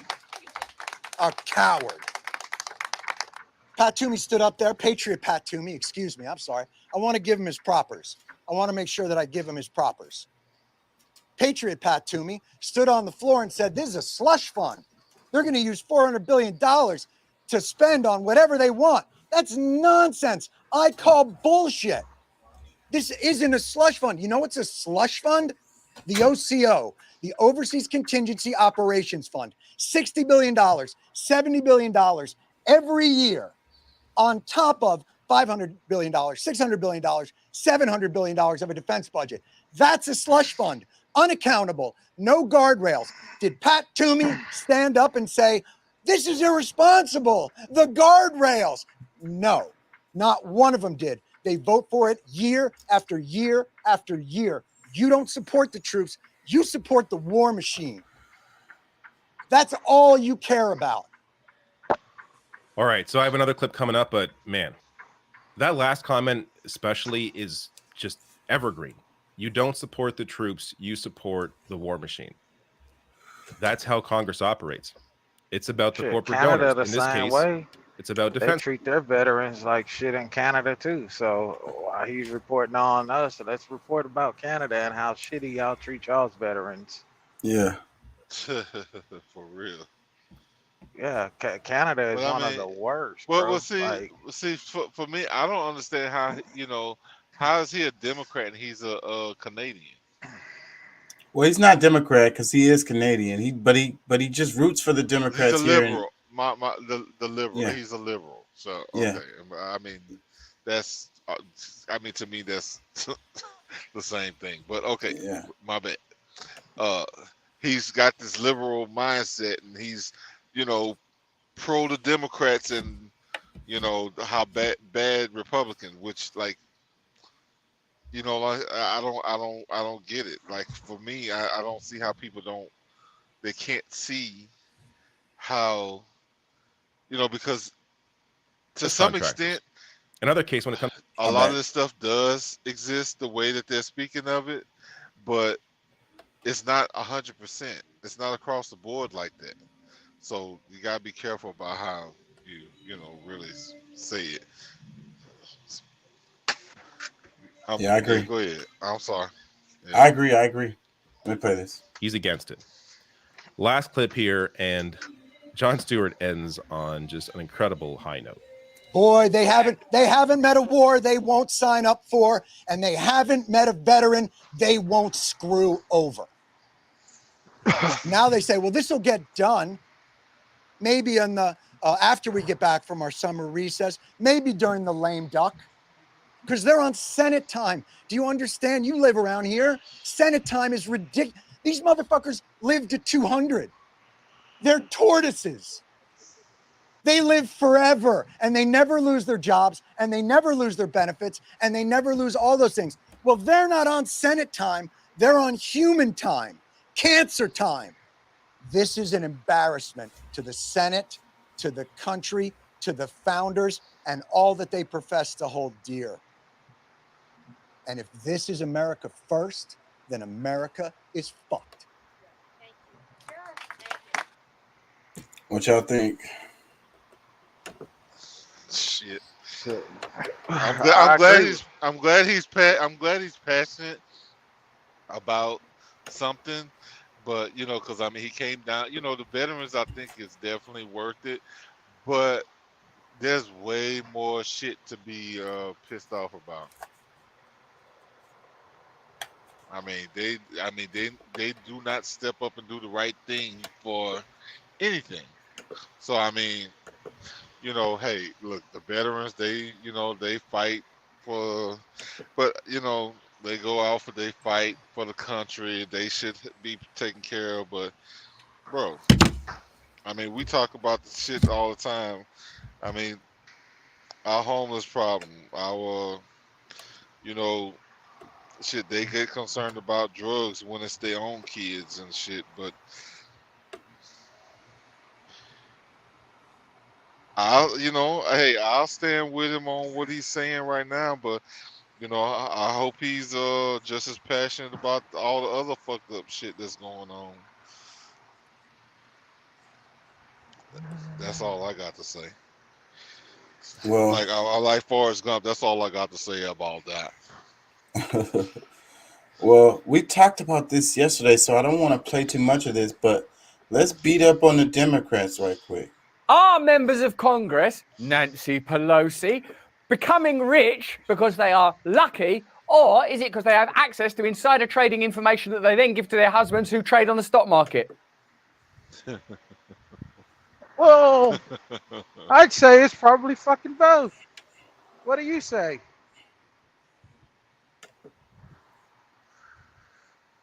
Yeah. Is it? Well, to me, like this Nancy Pelosi, this has been talked about for a while now, bro. And this is the exact same. I mean, it really should be even worse. But what's her name? Snoop's cooking friend, Martha Stewart. Yeah, they made her do time. Yep. Yeah. For on some bullshit. You know what I'm saying? Like, who? If I hear something that I got my money in is about to tank or whatever it is, like, think I'm not gonna do it? Like, look, if you got the right to invest or have your husband invest for whatever reason, okay, but anybody, like, shit, Ray Charles could see that this is some bullshit going on. I mean, it don't really take much to see it. It's clear. Well, I don't know if it was a different time or did we have more people that had more of a moral compass when Martha Stewart got convicted? Come on. The fuck? Yeah, thank you. Please get the fuck out of here. Yeah, I was trying to catch up on my water without spitting it out. I almost choked too. That shit.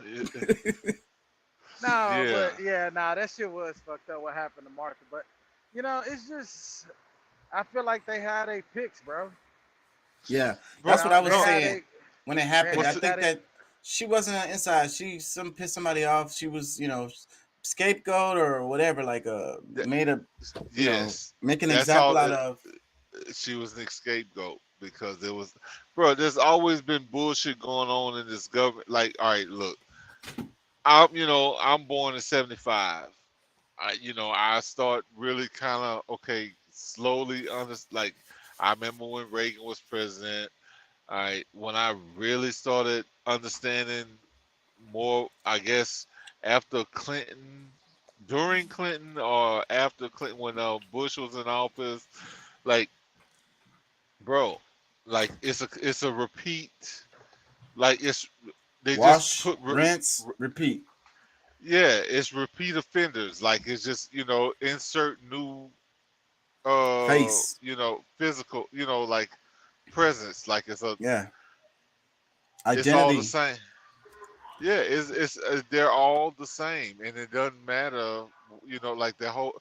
I mean, the Democrat Republican thing only matters to the people because that's how that's where like most of them relate as far as idealism, but shit, it don't matter. They are. No, it don't matter at all. Let me play some more of this. Believe that Nancy Pelosi's trading deals, or the Pelosi family's trading deals, are somewhat benefiting from Nancy Pelosi's insider information. A new filing from House Speaker Nancy Pelosi showing a purchase by her husband last month of 20,000 shares of NVIDIA. She does always look a bit startled, don't she, Nancy Pelosi? 20,000 shares of NVIDIA. Presumably because she's always been told of a new windfall. We just made another million. Worth between $1 and $5 million. This is especially noteworthy since Congress has been debating billions of dollars in support for the U.S. chip industry. So while Congress is debating whether or not to give billions of dollars of support to the chip industry, Paul Pelosi has invested in a company that benefits from profits in the chip industry. Now, if you see a connection between Nancy Pelosi debating about whether to give billions of dollars of support to the chip industry and Paul Pelosi investing in the chip industry, you're obviously some sort of conspiracy theorist. I go, what if they talk about stuff when they're at home and him being a trader and all, they make some money from those trades? Over the course of your career, has your husband ever made a stock purchase or sale based on information he's received from you? So wait, this is cool right here. Like her answer to this is correct, and then she's gonna walk away. But the question was, damn it, I can't see it. If your husband ever made a stock purchase or sale based on information he received from you? That's the question. What are you saying? If ever you're asked a difficult question in public and you don't want to answer it, there's a few simple tips. First, ask them to repeat the question. What are you saying? Then sort of crane forward, all weirdly. Over the course of your career, has your husband ever made a stock purchase or sale based on information he received from you? No. Then say no, as if you're sort of offended by that. No. Even though perhaps all day at work you've been debating whether or not to give billions of dollars to the chip industry, your husband has just invested in the chip industry. Absolutely not. Then to make absolutely sure that people know you disapprove of the question, just give that microphone, just give it a little bobbing down. Like it's offered you fellatio, but then shown reluctance. Okay, thank you. Then leave. Just leave altogether. Walk right out there. Don't stop walking till you're at home and you can enjoy some of the money you've made from the chip industry. Okay, thank you. If you want to look. So it's like these people are so sinister that this side is more sinister. Like I swear, and it's like they feel so privileged, and it's like, oh, you that question is offensive. Like this interview is over. You know what I mean? Like, how dare you even ask me that? You know, that's what her face said. Yeah, they are very biggity about you know, because when they do stuff, they're not supposed to get checked on it. Like, as far as they're concerned, look, I'm Nancy Pelosi, Right. And you know, like, I'm the Speaker of the House, bitch. Yeah, Who the fuck are you? yeah. Who are you to check me? I am Sire. Yeah. Bring me the royal fool. Where's the royal fool? They don't dance. All they do is this. Off with his head. Yeah, man. And there's another clip in here and this really shows her sinisterness. Like she pushes the little kid out of her frame, like she gives her a little elbow shrug, like, and like it just shows how these people really are. Go ahead. I'm gonna play that in a minute though. Go ahead. I don't know. I had the thought about your boy Trump talking shit about Pelosi, and you know, because Pelosi says she's a Native American, and he's like, shit, I give X $1 million or whatever to her favorite, you know, whatever it is, organization, if her DNA comes back showing she's Native American. But I mean, Trump knows, just like most of us know, most of those people that's there weren't a part of those tribes ever to begin with. They was the $5 Indians or whatever. But yeah, she's a scam. I mean, really, just to say, she's a scam artist. And she's been doing different things like this all her life. Like, I mean, her parents taught her well on how to get over and use the government for her come up. Yeah, let me play some more of these. look like you've got nothing to hide regarding questions around the chip industry, don't, as soon as someone mentions the chip industry, destroy the device that you're supposed to talk into when talking about the chip industry and just leave your place of work. Thank you. Still going. Where is she? Where is she? Why won't you wear something luminous so we can spot you 20 seconds into the shot? Oh, she is.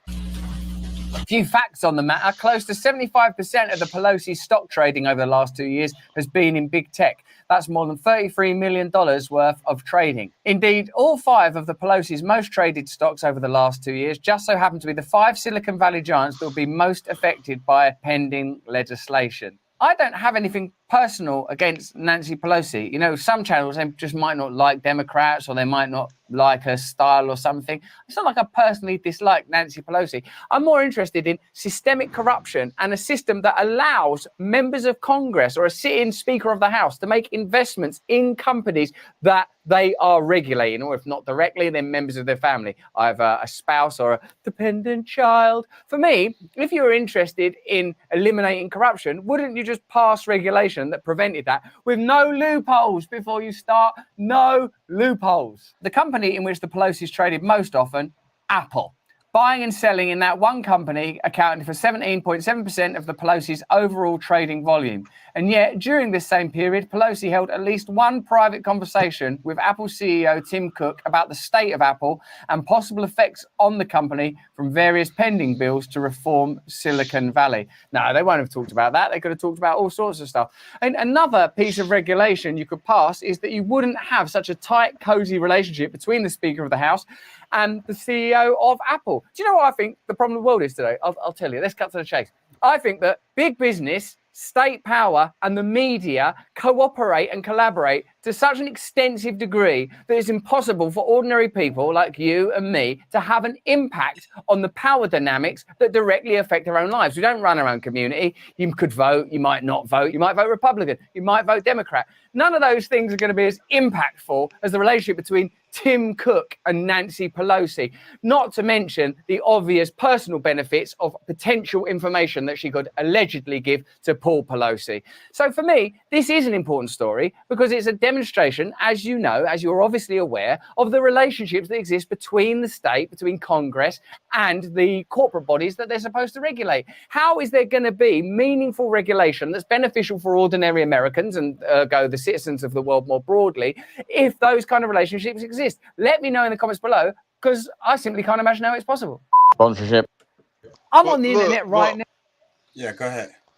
My thing is, my thing is like they don't even let like people who work at the lottery office and people that live. I mean, that's in their family members.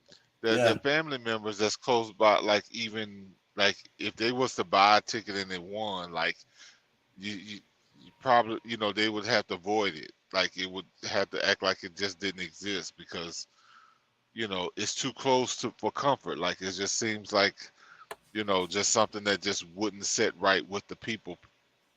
If they saw that somebody that works for them and then whether it's their brother, sister, cousin, husband, or whoever, it's just not right. And really it should be the same way with investments. If you're going, like there should be certain investments that they can do that they're not like can go in and out of or whatever. Like they can do something like putting money into a 401k or IRA or ETF or you know what I'm saying, like different shit like that they can put money into. But when you're doing specific companies and and in and out of these different investments based on potential conversations, you know what I'm saying? Like if it's organized and managed by somebody else, okay, that's one thing. But you can't be giving them, information, like significant information because of your position. You know what I'm saying? Like it's just not right. It's not fair. If that's just not. It's just not cool. I can't find the clip where she shoved the little girl. I really wanted to play that. I might look that up and play it tomorrow because I should have wrote down a timestamp. This is a lot to do. Let me read these comments. It says, "You can't get rich in politics unless you're a crook." Harry S. Truman. Another comment, it says, "We need term limits, 6 years max, and an end to lobbying. It'd be great if everyone in the U.S. voted and refused to re-elect anyone who served more than one term in office." Another one, it says, "She's a perfect argument for term limits." It says, "They aren't just using inside information, they're making laws that directly change the market." Another one, it says, "The way she looked disgusted by the question and like she's above being asked such a thing tells you all you need to know. She's above all of us and doesn't play by the same rules because of her position and power in the government."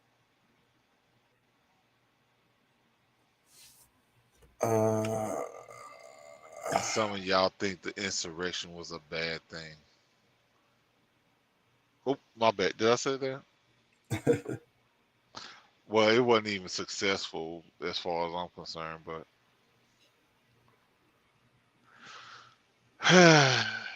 yeah, I think I'm gonna move on. I can't find what I'm looking for. I'm gonna move on. What do you think, Deuce? Shit.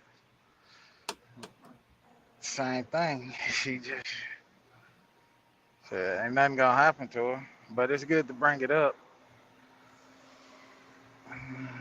Ain't gonna happen to her, you know, and I feel like people like that shouldn't even be allowed to be able to invest in shit like that. Like if you're supposed to be the one who's on the board to control and regulate corporate entities, you shouldn't be allowed to invest money into that shit like that. Like, to me, that's considered insider trading, if you ask me. yeah, but nobody. And the thing about it is, she's not the only one doing it. It's just that she's just so happened to be bad at doing it. You know what I'm saying? Yeah. Like, her husband is going crazy. Like, you know, I don't think like everybody's not just, you know, 20,000 shares of one company. Like, that's, you know what I'm saying? That's pretty damn heavy. You know what I'm saying? So, you know, you might find a few people buying a couple of thousand shares, you know, 1,000, maybe 5,000. But like, you talking about 20,000 shares of a company, especially if it's a tech company that's, you know, probably has, you know, worth a few, you know, most of them probably worth over $100 a share or more. And that's just one company. That's not even just saying what the, you know what I'm saying? You figure that out, how much money that is on just one investment. Yeah. Yeah. And I'm just saying $100. So that might be worth way more than that. Yeah. But even if it was just $100, I mean, you're looking at what is that? $2 million? Yeah. But that's like I say though, man. Like, you know, there's no checks. Huh? I say there's no checks, and the American people have you can't even speak against this shit. You know, like.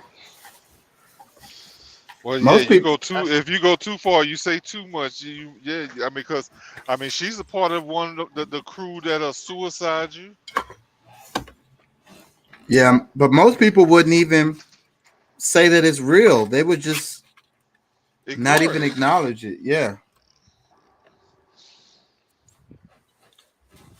I want to play this segment just kind of for fun. It's not really fun, but because I don't normally cover stuff like this, but it says Taco Bell employee throws boiling water on customer, melting her skin off. This is the title of the video by Willie D. The girls who got burned are suing, I think it's Burger King.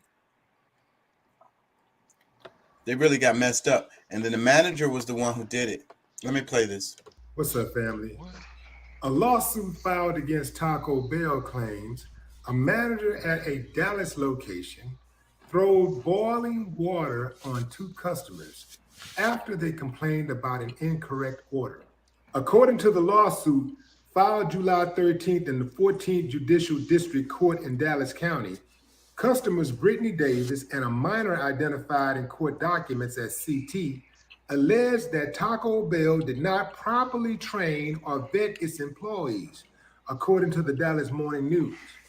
The 19-page lawsuit lists Taco Bell and its parent company, Yum Brands, local franchisee North Texas Bells, and 2 employees who are not identified by name and seek more than $1 million in damages. $1 million. The lawsuit, filed by civil rights attorney Benjamin Crump and attorney Paul Greinke, alleges that Taco Bell and its employees displayed gross negligence and hiring negligence. The incident occurred on June 17th after Davis and CT went through the Taco Bell drive-thru and received their $31 order wrong 3 times. The 2 went into the restaurant to resolve the issue, and Crump said they were locked inside the restaurant by employees. The alleged attack happened after Davis spoke to employees for about 10 minutes, the lawsuit states. Instead of simply correcting the order, a Taco Bell employee threatened to fight CT, a minor, and the Taco Bell store manager violently and without warning poured a bucket of boiling water over CT's and Brittany's heads, shoulders, breasts, and legs, causing excruciating 2nd-degree and 3rd-degree burns on their bodies, the lawsuit states. A 2.5-minute video released by the plaintiff's attorney shows 12 different camera angles in and outside the restaurant, the Morning News reported. The video shows Davis and CT standing at the counter. As Brittany Davis speaks with the woman behind the cash register, an employee grabs a pitcher and fills it with water, according to the video. Then the employee takes the pitcher, walks towards the front counter, and douses CT and Brittany with the boiling hot water. Who's wrong? Was the employee wrong? Was the employee wrong? Was he or she? So one small detail I missed. Brittany and CT went behind the counter to confront the other employees. They wasn't on the other side of the counter. They went behind the counter to confront the other employees. Now, I don't know, fam. This sounds like a crime to me right here because they wasn't actually swinging on anybody. You can make the case that they shouldn't have been back there at all, which I will agree. They shouldn't have went behind that counter in the first place. So, you know, when you make a move like that, you tend to get what you get. But they shouldn't have went around that counter in the first place. But I do believe that the employee took it too far.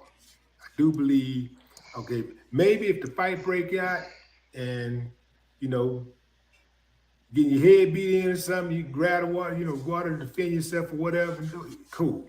But it was like, she was like, I'll shut them up. She just went and grabbed the water and just, you know, before they could do anything. So absolutely, Taco Bell is going to pay. What do y'all think? Like, and Willie is being really soft on them. He's like, you know, he's definitely biased in this circumstance. He always is with this. I used to watch his show a lot. I'm a fan of Willie D. I'm a big fan of him. He's funny as hell.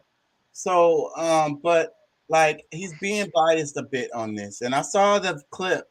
It's not a very long video, but you could see that the girls had went behind the counter. And then they're talking, they keep saying there's a minor, but the chick didn't look like a minor to me. She looked grown as hell. And they went behind the counter and they were like threatening the people behind the counter. I'm sure they came in the store cursing and talking shit like they're gonna kick you, I'm gonna kick your ass or something like that. Who knows? I couldn't hear. There's no audio in the video.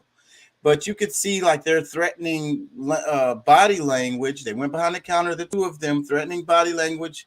And then the lady, just like he said, she dipped the thing in the water and freaking splashed it on him, and then the girls ran out of the store. That's the end of the video.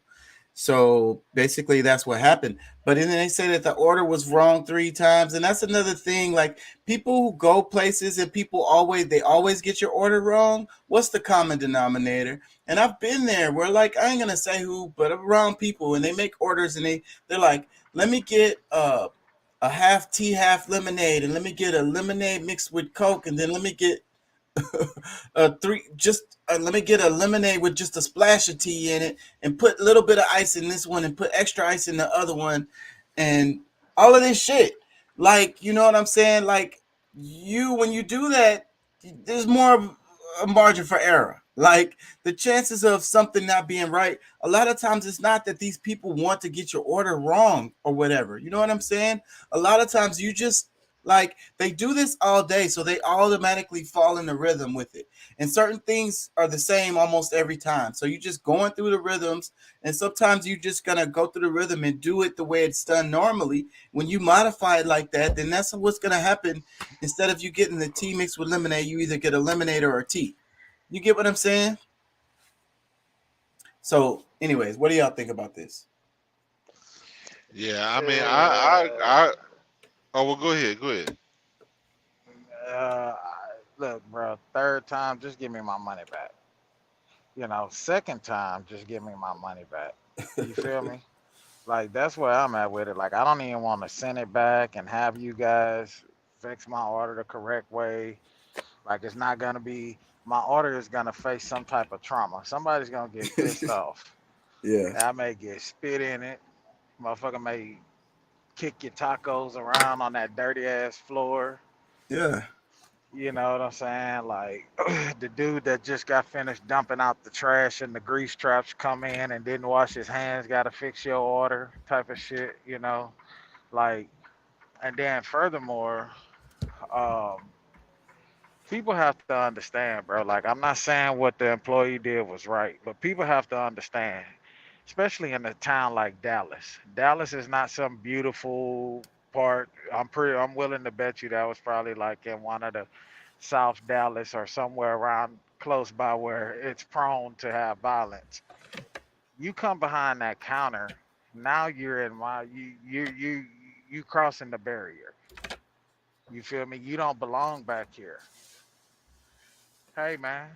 And I feel threatened. I feel threatened. So, I mean, you just never know what the fuck's going to happen.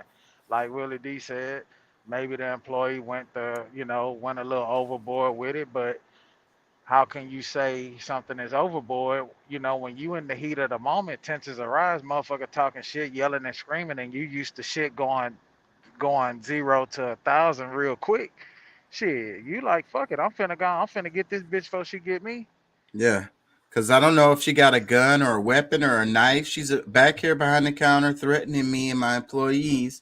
I don't know what's going to happen. I'm trying to protect myself and my employees. I don't want nobody to get hurt.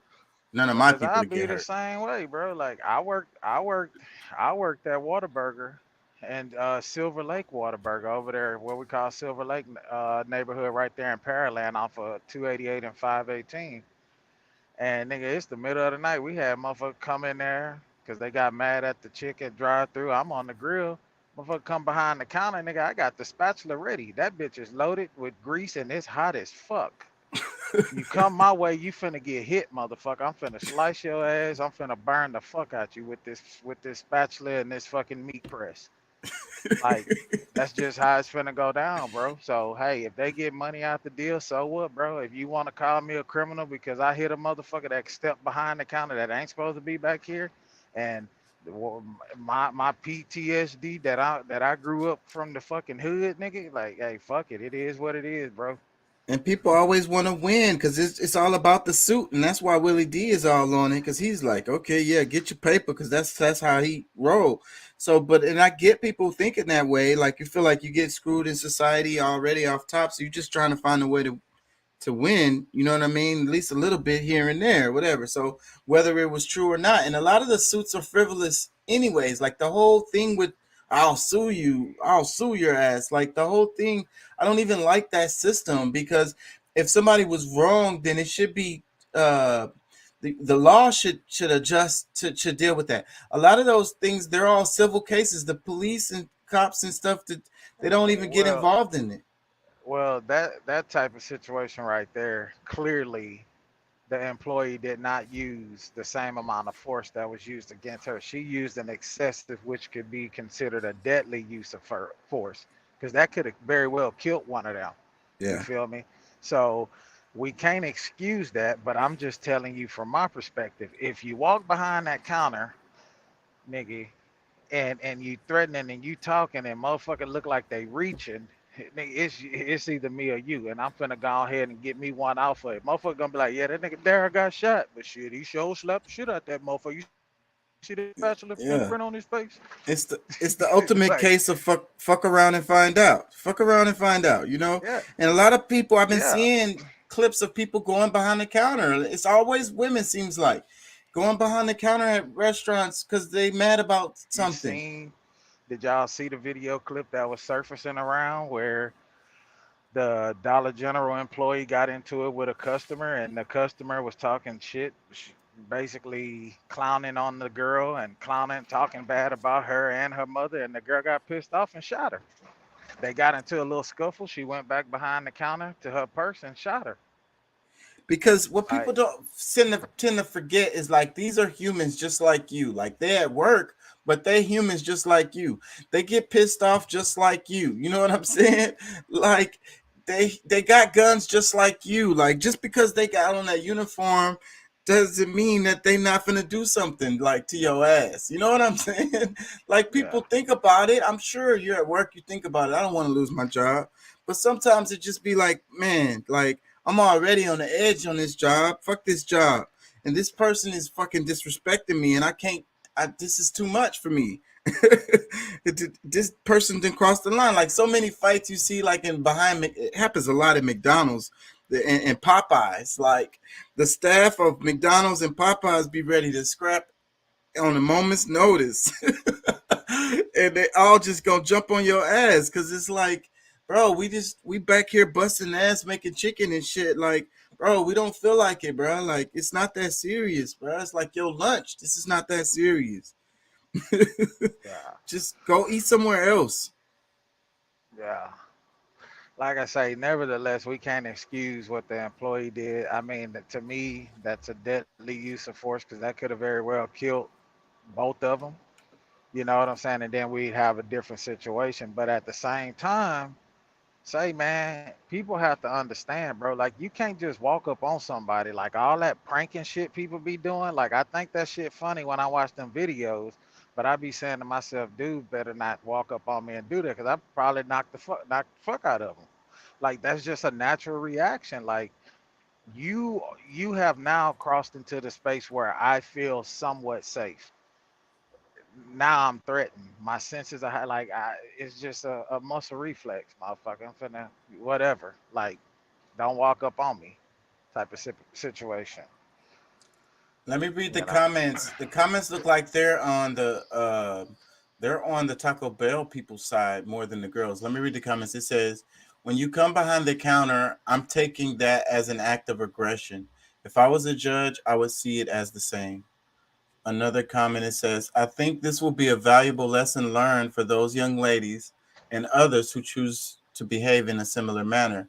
Whether it's an incorrect order or the price of an extra sauce, you don't have a right to come around the counter to enter the work area.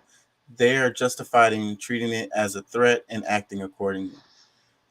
Another comment, it says, that's why I don't eat fast food. And some of these customers act crazy when you mess up their order. Like at Subway a couple weeks ago, a customer shot and killed a woman over too much mayo on their sandwich. They didn't have no reason to go behind the counter. Just ask for your money back. That's the same thing you said. Exactly, bro. It's not that serious. A split second decision like that off emotions, because somebody talking, that's just like, what was it? I think it was last month in June. I was in Memphis. Like I parked at the Loves over in West Memphis, Arkansas. Pat know what that is. That's the hood, nigga. Like the hood. Dope. They selling dope in the parking lot. They selling prostitutes. You getting everything. And so I walk up. I'm sitting there now. I got food in my truck, but I'm sitting there. I'm like, bro, you know what I thought about? I thought about them 3 wings and a biscuit you and I used to eat all the time. And I was like, fuck yeah, I'm finna go over here and get 3 wing and a biscuit. And so I'm in Memphis. And our girl's like, oh, third, we don't have no 3 wing and no biscuits. We out of wings. And I was like, okay, yes, ma'am, no problem. I say, well, let me get a breast then. A breast and a jalapeno. Well, I just give you the toothpick. You know, like she off the rip with an attitude, but I understand her environment. So I'm steadily, yes, ma'am, that's fine, no problem. I appreciate that. Thank you for looking out for me. You know, that's just me because I know the area that I'm in, and I know, nigga, these females over here in West Memphis, Arkansas, they ain't nothing to play with, bro. Your ass will get done in. Like they more hood than a lot of niggas I know.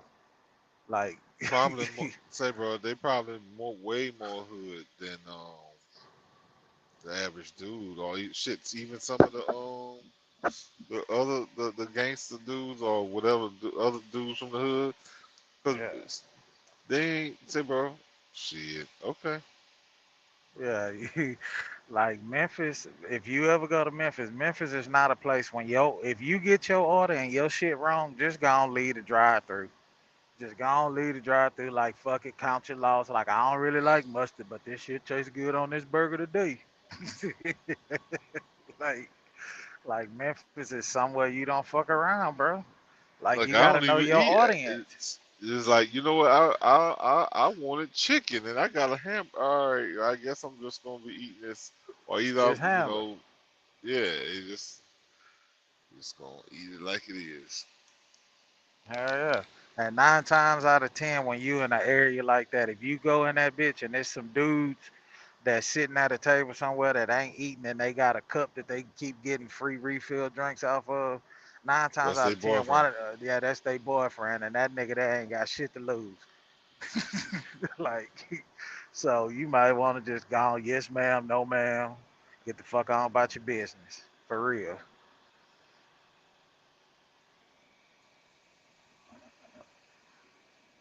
So which one you at? You at on Martin Luther King?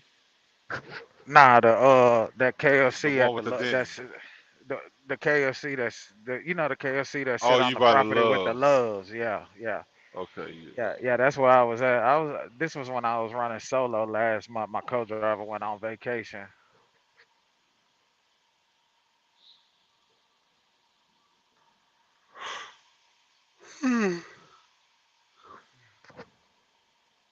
Where's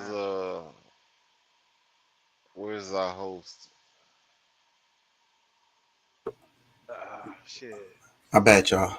I'm back. Yeah, your host he ran because he wanted soft tacos from Taco Bell. They gave him crunchy tacos, and us having telling our story made him think about it. Yeah, I better eat them crunchy tacos. Before they turn into mushy tacos, they're gonna be soft tacos if you don't eat the most. You ain't lying. You shouldn't eat Taco Bell at all. I'm just gonna say that. Don't go to Taco Bell at all, y'all. Please, just don't even eat it.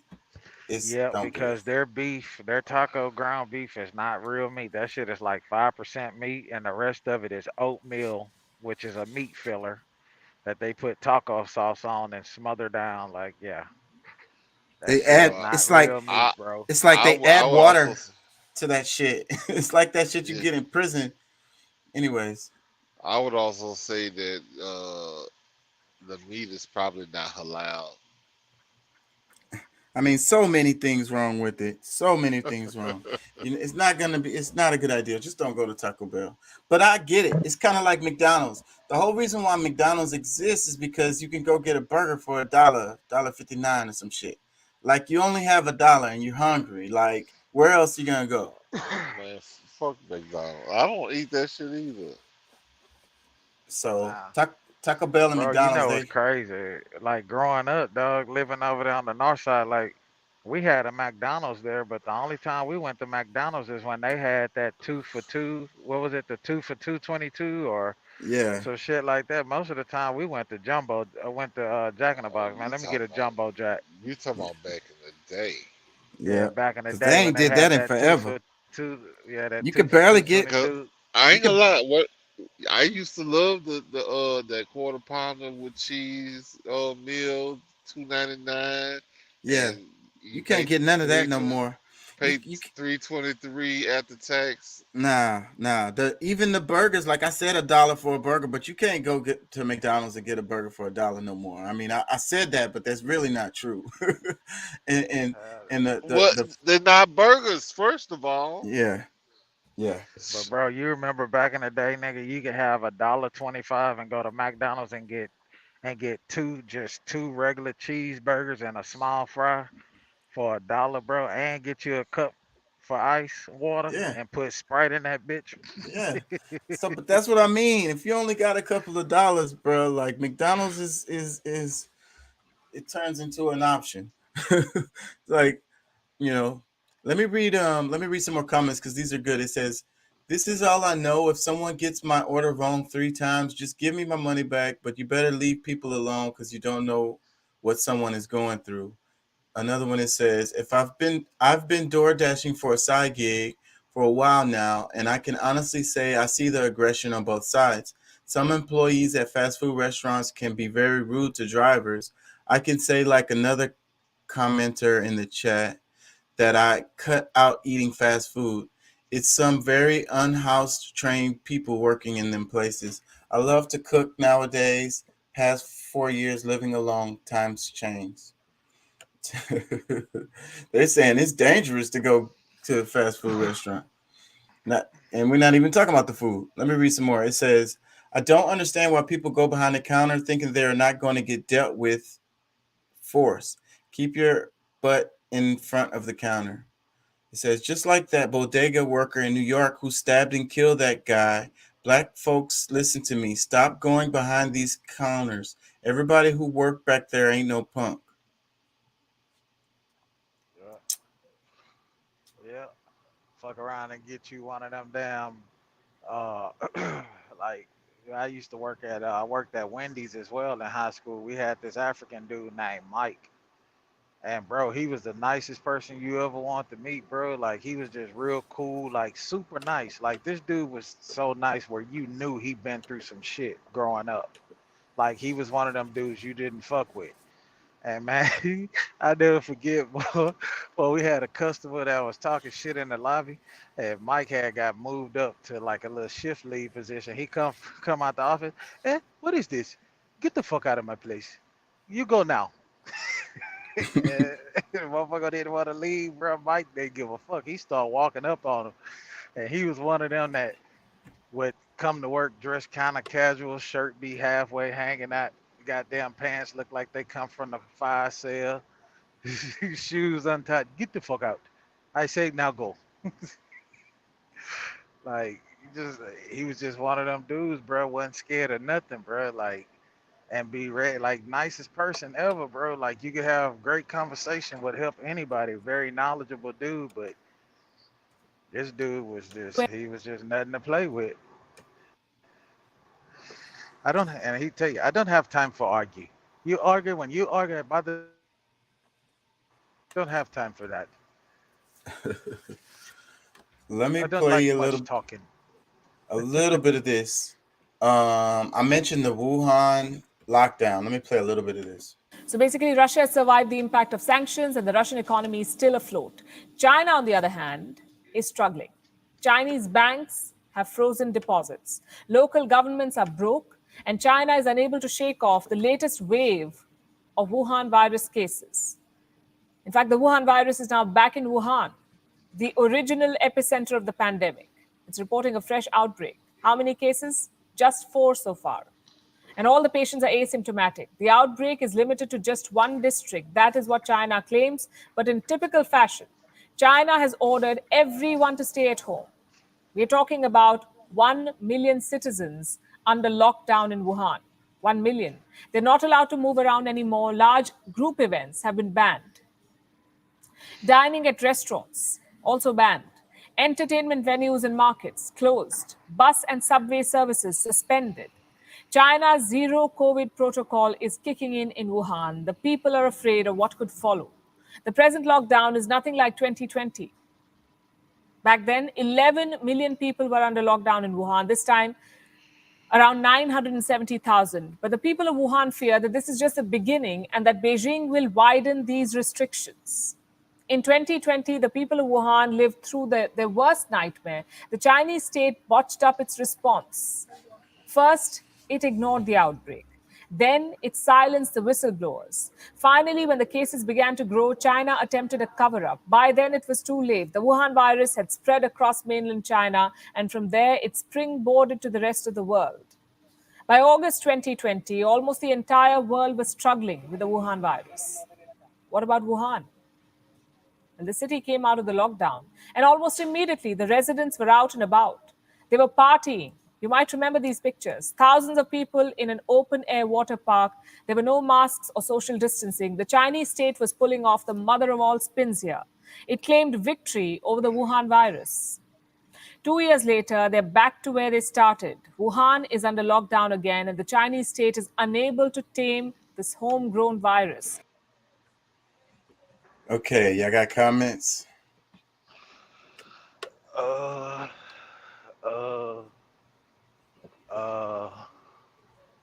It kind of reminds me of the same shit they did to us, and you know. And I ain't gonna lie, that's how I was thinking. I was like, I know people look at this and they be like, "Oh, China sucks," and they look how they handled it. And it's like when you think about the list of the way they handled it and how they did it, I'll be like, do you think that that's regardless of whatever really happened, like when we talk about the lab and the investments from the United States and all of that, besides all of that, let's say this whole thing happened in a lab here in the United States. Do you think the government would have did anything different from China? Like, how different would it have been? I'm sure they would have followed this pretty much the same. They wouldn't have went as strict as far as with the lockdowns, but as far as the part where she said they ignored it, then they tried to cover it up, and then they attacked the whistleblowers and all of that, we would have did the exact same thing. My thing is, and this is just my personal opinion and how I feel, bro. Like, I don't know if it's because I've been awakening to things and trying to understand the universe a lot better, which basically understanding me and things of that nature. But I just love the way the universe is just giving them their fucking instant karma, if you will. Like, I mean, it sucks for the people, but just look at it, like how that shit is crippling, like all of those that are in power. And I think you and I touched on this last night. Like, these motherfuckers that's in power, bro, this shit is not gonna last forever. That shit is crumbling. It's crumbling, and that's why they scrambling the way they are. That's why they're trying to maintain hold to whatever power that they have. Everything is crumbling around them. You know what I'm saying? They're heirs of their money. They're crumbling. They're dying off. You know what I'm saying? Like, they're going down the wrong path. Yep. And it's global. Yeah, you can't basically for year after year, day after day, genocide on your own people and expect that you're gonna live a harmonious life. That's not how the universe works. And what in your mind made you think that you was just gonna continue to keep getting away with this shit? Yeah. Like, it does not work like that, bro. Like at some point, it's not gonna work no more. Then what are you gonna do then? What is their plan? They're gonna go to Mars. They're gonna build houses in this, like, that's gonna be like satellites that float around the Earth and shit.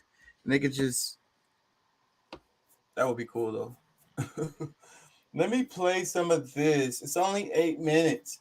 This the title of this: Gas War. Russia cuts Europe's gas supply drastically. So this is the story of really what's happening. And then, the sanctions. I saw a story. They were talking about Afghanistan is a mess, and they're their government is not functioning and all of this stuff. But then when in that story, they're leaving out, the sanctions, the freaking blockades and whatnot. And so that's that's the thing, how they make everything look. And then it's like same thing with this recession we're going in and this huge inflation that we're having, where they keep saying that it's Ukraine or whatever and all of that. And then but then they don't understand, they're not explaining the part about the sanctions that are on Russia. And then it's like Russia is making it through this storm, and what's happening is the sanctions are backfiring on the Western countries and causing them problems because Putin not feeling it, and then their own actions is causing them problems, and then Putin is kind of punishing them a bit on top of it. You know what I'm saying? Let me play this. Europe is under attack. Russia is waging an economic war. Russian gas supplies to Europe are down by 80%. Russia could single-handedly push Europe into recession. This gas. So Russia is cutting their supplies to different countries in Europe.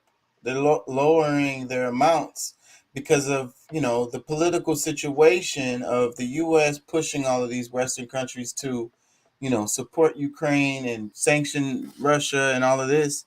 Then he's like, okay, that's fine. I mean, y'all want to do that. That's cool. But, then, but see, they have legitimate reasons why they're lowering it. It's not because of the political reasons, supposedly.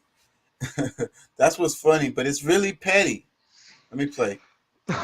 War threatens governments and leaders in the EU, and Europe has virtually no defense. Today, Russia announced more supply cuts. The Europeans saw this coming, but that does not make their situation any better. Earlier this month, Russia shut off the Nord Stream pipeline. They said it was for maintenance. Europe feared the supplies will not resume. They did. But now Russia has struck another blow. It has cut supplies further. In fact, these cuts began last month. Quick primer. Russia supplies gas to Europe through Nord Stream 1. It's a gas pipeline. It is operated by Russia's state-owned company Gazprom. Until yesterday, Nord Stream 1 was operating at just 40% of its capacity. Today, Russia has reduced it by half, meaning this pipeline is now operating at just 20% of its capacities. Let me repeat that. From 100% before the war, it went down to 40%, and now it has fallen to 20%. So Europe has now lost 80% of its supply from Russia. And this is bad news, whichever way you look at it. Russia made up more than 40% of Europe's natural gas needs. That's what Russia supplied. Now it accounts for just 15%. The Nord Stream is Russia's biggest pipeline. Last year, it delivered more than a third of European gas imports, but now the supply from Russia is as good as gone.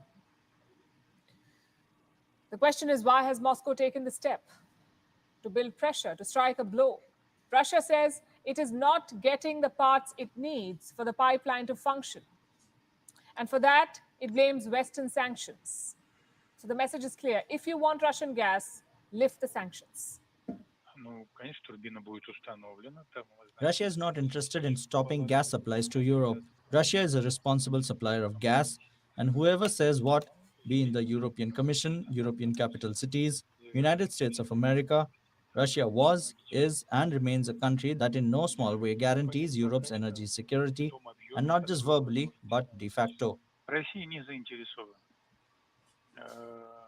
On the other hand, if Europe continues to move along this path of recklessly introducing limitations and sanctions, which hit right back at themselves, then the situation here would be a different one.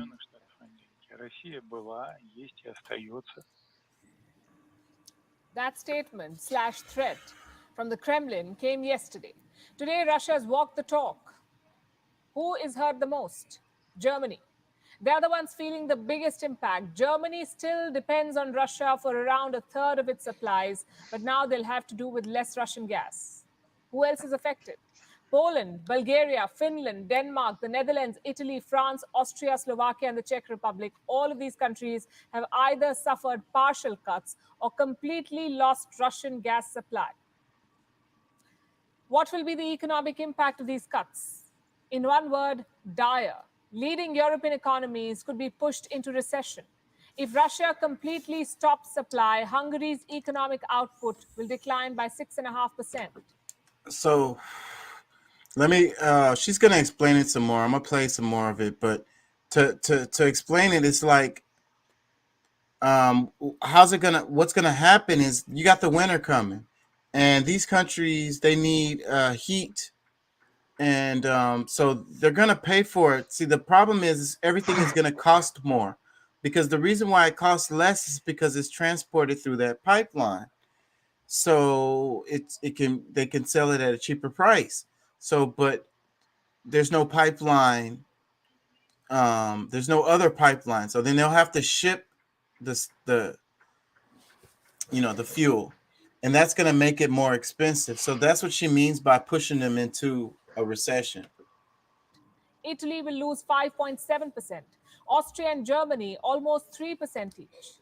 And that's why the Russian cuts are worrying. They could plunge Europe into a deep recession. Germany has launched a fierce attack on Russia. It says there is no technical reason for Russia to cut supplies. This is what the German economy minister said. To draw a line, I think it's an important, very important next step. It shows that Europe stays united, that Europe is able to find unity, and giving a strong signal also in the day where the flows of gas in Nord Stream 1 are reduced to another 20% to Putin and to Russia. You won't split us. You won't split us, he says. So Berlin is banking on European unity, and it doesn't look like a very bright idea, and I'll tell you why. Today, an important meeting took place in Brussels. Energy ministers from European Union states met. They reached a deal to ration gas. Remember, we told you about this proposal. The EU has proposed cuts on gas consumption. All countries will reduce consumption. They proposed what is now called the 15% rule, 15%. That's how much they proposed to cut. European countries were asked to reduce their gas usage by 15%. For now, these cuts will be voluntary. But if push comes to shove, Brussels wanted the power to enforce these cuts. The EU leadership did not get the deal they wanted. Their proposals have been substantially watered down. They've had to exempt a large number of industries. Plus, they've given some countries a backdoor. Under certain circumstances, these countries can be exempted from the 15% rule. So the EU's plan is not really binding. And that's because a number of countries were opposed to rationing. Spain and Portugal, for example, they don't really depend on Russian gas, so they don't want to ration gas and hurt their economies. Then we have Poland. It was opposed to the 15% plan because its storage is almost full. Poland has a good reserve supply. It says the EU's proposal to ration gas is, quote unquote, totally against the idea of energy security and democracy. Greece, Cyprus, Malta, and Ireland have also rejected mandatory rationing. Hungary is on a different trajectory altogether. It wants to buy more Russian gas. Recently, the Hungarian foreign minister was in Moscow. He was trying to secure another 1 billion cubic meters of Russian natural gas. So long story short, Europe is divided and Russia is hitting it where it hurts the most. Russia is cutting gas supplies and European nations don't want to cut consumption. Ukraine is calling it a gas war. Listen to what President Volodymyr Zelensky said. Today we saw new gas threats to Europe. Despite the Nord Stream turbine concession, Russia is not planning to resume gas supply to European countries as it is obliged to do under a contract. This is all done by Russia on purpose to make it as difficult as possible for Europeans to prepare for winter. And this is an open gas war that Russia is waging against a united Europe. This is precisely how it should be perceived.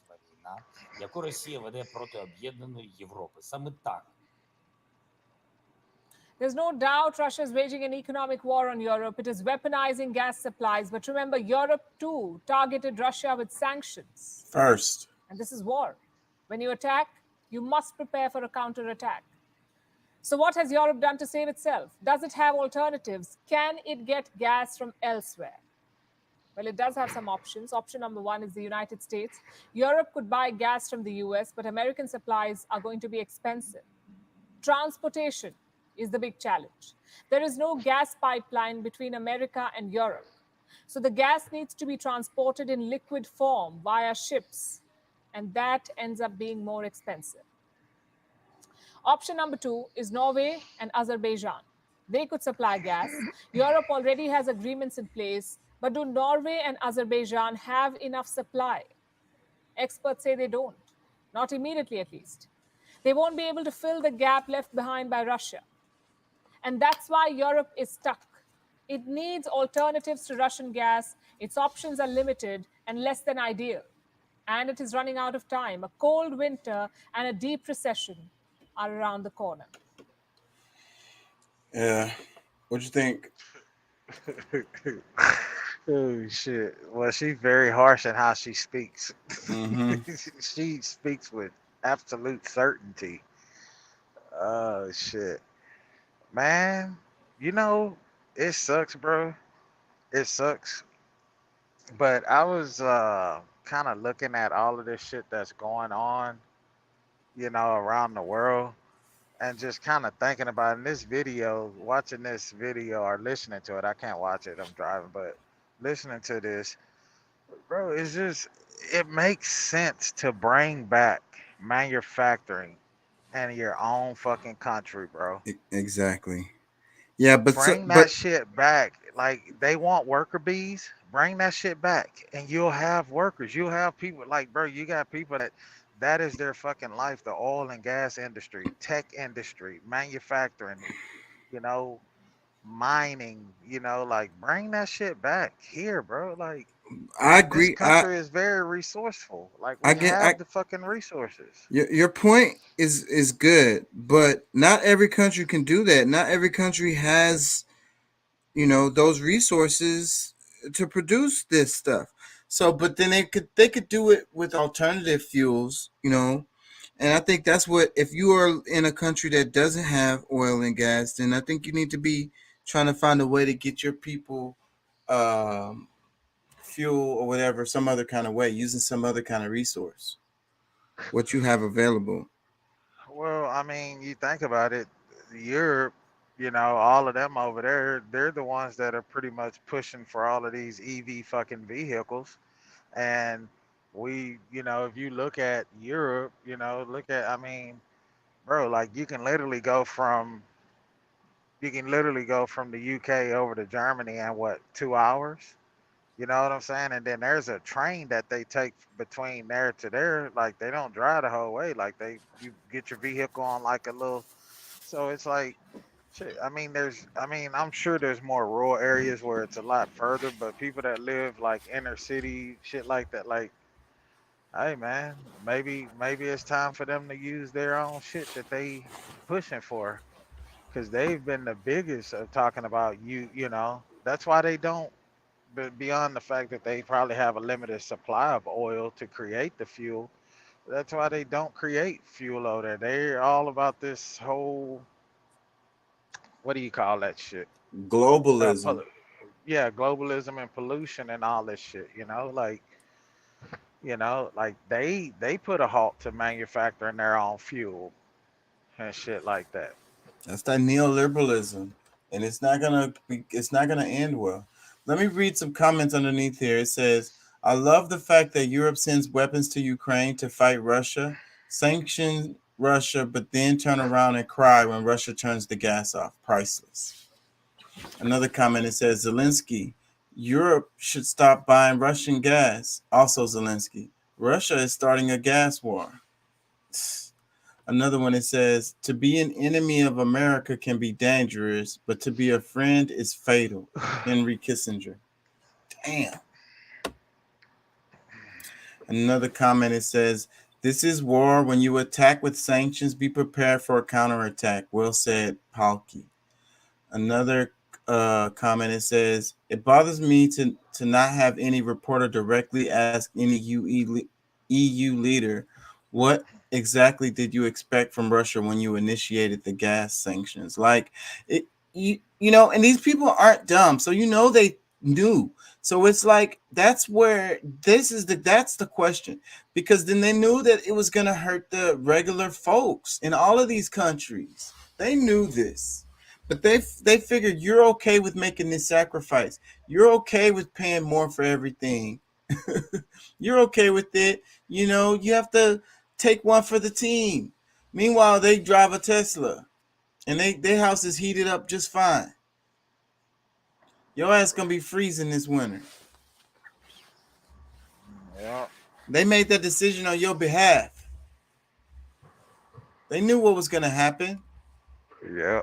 And if you are not the elite over there, and you're the people that have the big money or come from a family that has money, which, bro, it's so crazy. But and I probably shouldn't say this, but when I think about Europe, and I think about like motherfuckers over there that like, it's like, even though they may not have the same name or this, like, I just think like it was like everybody fucked everybody over there. You know what I'm saying? Like they're all related. They're all kin. That's what I think of when I think about that shit. Yeah, I'm not gonna comment on that. Let me read some more comments. It says EU must have secretly switched to coal for their energy. What happens to their environmental cause now? If any developing country continues to use coal because they have no other option, they are heavily criticized. But it's okay if it developed countries do it. Yep. Another comment, it says Europe will stop using Russian gas. Russia cuts gas. Europe, wait, why? These people get it. Let me read some more. It says, thanks to all those leaders who pushed Ukraine joining NATO. Psst. Russia has every right to give its resources to whoever and how much it needs. Another comment, it says, the price of gas will go up. Europe has to pay higher prices and receive much less energy. Meanwhile, Russia raised gas and oil exports to the Middle East, and China offsets European shutdown. Russia's trade balance has actually gone up since the war, and so has the value of the ruble. Russia is also one of the biggest wheat and other agricultural product exporters, and the important ammonium nitrate. Those who go to the Middle East, Africa, and Asia and Russia now has confiscated Ukrainian grain back to Russia too. So what does Europe gain by shipping more arms to Ukraine? Nothing. Most of the arms shipments now has to go through dangerous airplane drops because most of the train tracks have been put out of action. Even when arms like the HIMARS lands on eastern Ukraine, they are tracked and targeted immediately by the Russians and are leveled before even getting each of those 6 million artillery pieces a chance to be used. Just fucking wasting money. And that's why I say I think all that money and arms are really just going to the black market. It's going to this, you know, this black market of arms, you know, and it's all about money. So much money getting made. Well, I mean, These yeah, guns some gonna of turn it up. is, but if that shit is if it's getting blown up before it even reaches land, then yeah, that shit's in pieces. So No, he didn't say he was. They said they'd be attacked. They blow up some of it or they go get it or whatever. Yeah. So, but no, that's just the portion of the shit. You see all the money that we've been sending over there to Ukraine, like that. Even the weapons that they're dropping or whatever, trying to deliver over there is only a small fraction of the shit. A lot of these weapons, like I say, I think are going to end up in different places all over the world. They're going to turn up in Afghanistan. They're going to turn up in Uganda, wherever, all over the place. They're going to turn up in Central American countries. Because the people who got the money are just buying them. It's black market shit. So, you know, these are all criminals. They're not all criminals, but whoever got the money to buy it, most likely they're going to be criminals. Let me read some more. It says, this is war. If you attack, you must prepare for counterattack. Powerful line. Sanctions are economic war, and at the center of any economy is energy. How is the EU expecting Russia to fight this sanctions really? I don't understand European logic. They ban all Russian business, but if Russia bans its oil, they are shocked and cry human rights. What are they thinking?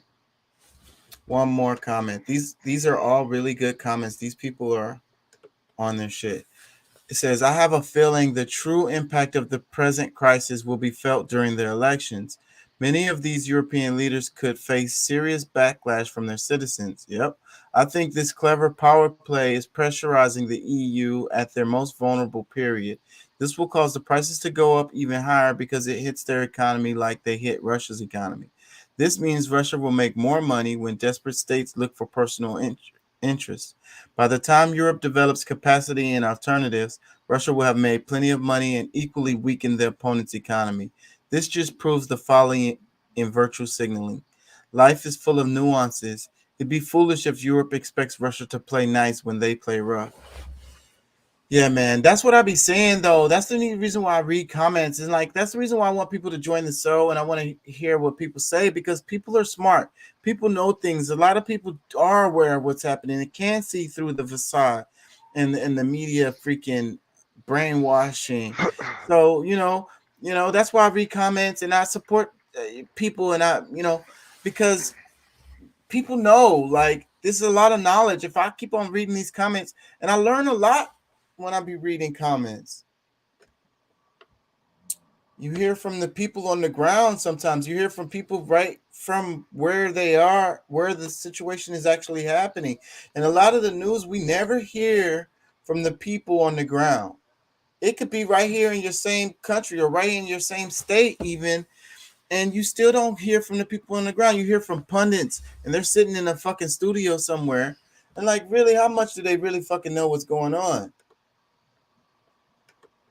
Talk to the damn people, the people that's on the street. I want to hear what they have to say.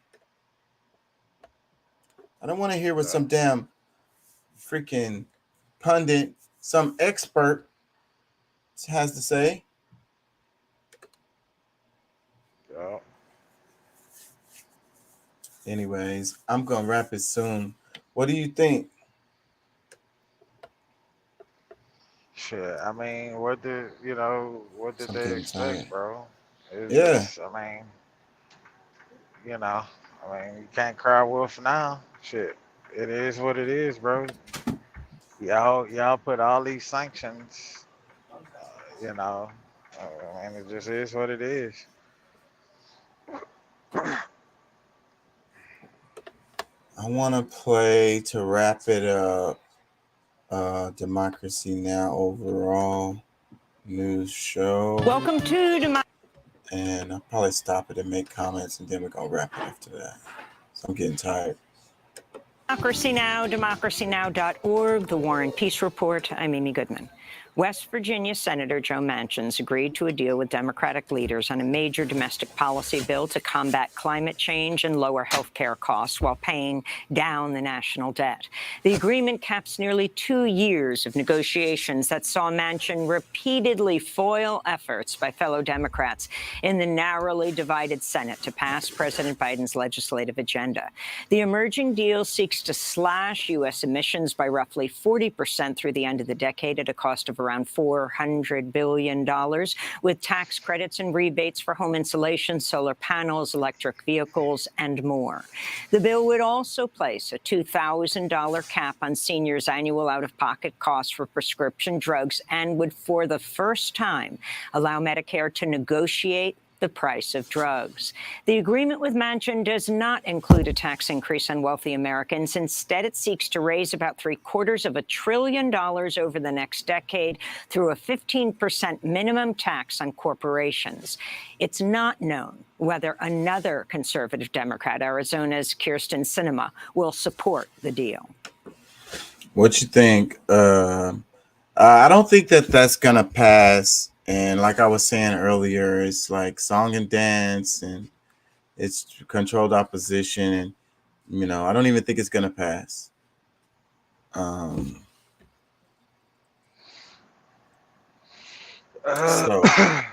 then how's it going to address the issue? And it's talking about solar panels. I like what it was saying about healthcare. That part sounds like something. Negotiating pharmaceutical prices, that will be if that one thing was to happen, that would be a good thing. Yeah, the pharmaceutical part. I don't know, man. This where Pat at? I gotta best bet on this one. I mean, I could see that being as far as the healthcare, Yeah. but yeah, I don't know enough about that solar panel shit to like. Yeah. Well, it's saying about homeowners to give them like a tax rebate if they use solar panels, if they install them and stuff. So basically, it'll be like subsidizing installation of solar panels on home for homeowners. Okay, yeah. So basically, the same thing that's kind of been going on already. Yeah. That's kind of already been in place, yeah. Yeah. And they were giving you some type of tax credit if you were getting like an EV vehicle at one point. I don't know if they were giving like some type of a grant or some shit like that if you were getting one, or something they were giving people who were buying them at one point in time. So maybe that's Yeah. what they're talking about on that. Okay. I don't know about that with the EV vehicles, because I know that you have to pay a tax actually. It's like couple $1,000s. I was watching somebody complain about that recently because they didn't know or whatever, they forgot about it or whatever, and the bill came after they bought like a Tesla or something. It's a whole separate bill that comes at the end of the year. Oh shit. On Capitol Hill, progressive Democrats joined climate activists Wednesday to demand President Biden declare a national climate emergency. This is Ashley Engel, an activist with the absentee Shawnee Tribe of Oklahoma. As you may know, Oklahoma is firmly situated on the front lines of the climate crisis and fossil fuel extraction. And currently, we are the epicenter of the nation's heat wave. In fact, we've experienced nearly a month straight of temperatures well over 100 degrees, with only hotter days ahead. Wildfires, drought, and man-made earthquakes brought about by fracking. Dang, I ain't gonna lie. I don't remember seeing this clip. Maybe I was listening to it while I was driving. I know I watched this video, but I probably wasn't watching this part because this is kind of bothering me how all the Native Americans are so fair-skinned in this clip. That are destroying our already impacted and neglected infrastructure. With a dependency on an industry that endangers us, it couldn't be clearer that we need a just transition now. This comes as parts of North America and Europe continue to experience record temperatures. Meteorologists now say scorching heat in the Pacific Northwest is expected to last longer than initially predicted, with triple-digit highs forecast again today in some areas. The Federal Reserve voted Wednesday to raise interest rates by 0.75 percentage point. It's the fourth time this year the Fed has raised its benchmark federal funds rate, citing inflation rates that have surged to their highest levels in 40 years. Fed Chair Jerome Powell on Wednesday dismissed the concerns of economists who say the Fed's aggressive moves to raise the cost of borrowing will lead to higher unemployment and economic pain for working families. I do not think the U.S. is currently in a recession. And the reason is there are just too many areas of the economy that are performing, too well. He was stuttering a lot. And of course they would say that, oh, no, it's not a recession. They're not going to say it till afterwards. Oh, yeah. We're coming out of recession. Yeah. They don't want to scare people as far as like this, because this kind of thing affects how people spend, and that's what they really care about. A former top advisor to President Trump's chief of staff has recently cooperated with the Justice Department investigation into the events of January 6th. That's according to ABC, which broke news of Cassidy Hutchinson's cooperation Wednesday as the Justice Department signals it's investigating former President Trump as part of its criminal probe into efforts to overturn the 2020 election. Also Wednesday, the Justice Department said it has obtained warrants to search the phone of Trump lawyer John Eastman. Eastman was among speakers at the infamous rally near the White House on January 6, where Trump encouraged his supporters to march on the Capitol, even though he knew many were armed. Russia's military has launched strikes on Ukraine's capital region for the first time in weeks. A Ukrainian military official said 6 Russian cruise missiles struck a military base north of Kyiv overnight. Elsewhere, there were competing claims over whether Russia had seized a massive coal-fired power plant in Ukraine's east. Meanwhile, the Biden administration's revealed its estimate of the number of casualties Russia's military has suffered since it invaded Ukraine in February, saying 75,000 Russian troops have been killed or injured in the violence. CNN reports the Biden administration's offer to exchange jailed Russian weapons dealer Victor Bout for U.S. citizens Brittany Griner, the This guy's a weapons inspector. And they're saying that the United States is willing to switch her for Brittany. What's her name? weapons dealer Victor Bout for U.S. citizens Brittany Griner, the NBA star, and Paul Whelan. Bout is an infamous arms trafficker known by U.S. authorities as the Merchant of Death. In 2012, he was sentenced to 25 years in a U.S. prison for conspiracy to commit terrorism. In Washington, D.C., Secretary of State Tony Blinken said Wednesday he expects to speak soon with Russian Foreign Minister Sergei Lavrov for the first time since the war began, and will raise the cases of Whelan and WNBA star Griner. So, but the part where they say, you know, he's they jailed him for what did they say? See, I'm getting tired. That's why I'm gonna wrap it. But to suspicion to commit terrorism. So, but then, like that's that shit that they called all the Black Panthers got locked up for shit like that. And whenever it's like, you know, they always say that when they don't really have you on nothing, because they could just say that. Of course. And how do you prove otherwise? How do you say nah, I wasn't on no conspiracy to do no terrorism? They're gonna be like, yes, you was. They got people locked up in Guantanamo Bay right now to this day who have never been charged with anything. They've been there for years. They get tortured. No charges. They probably haven't committed no crimes.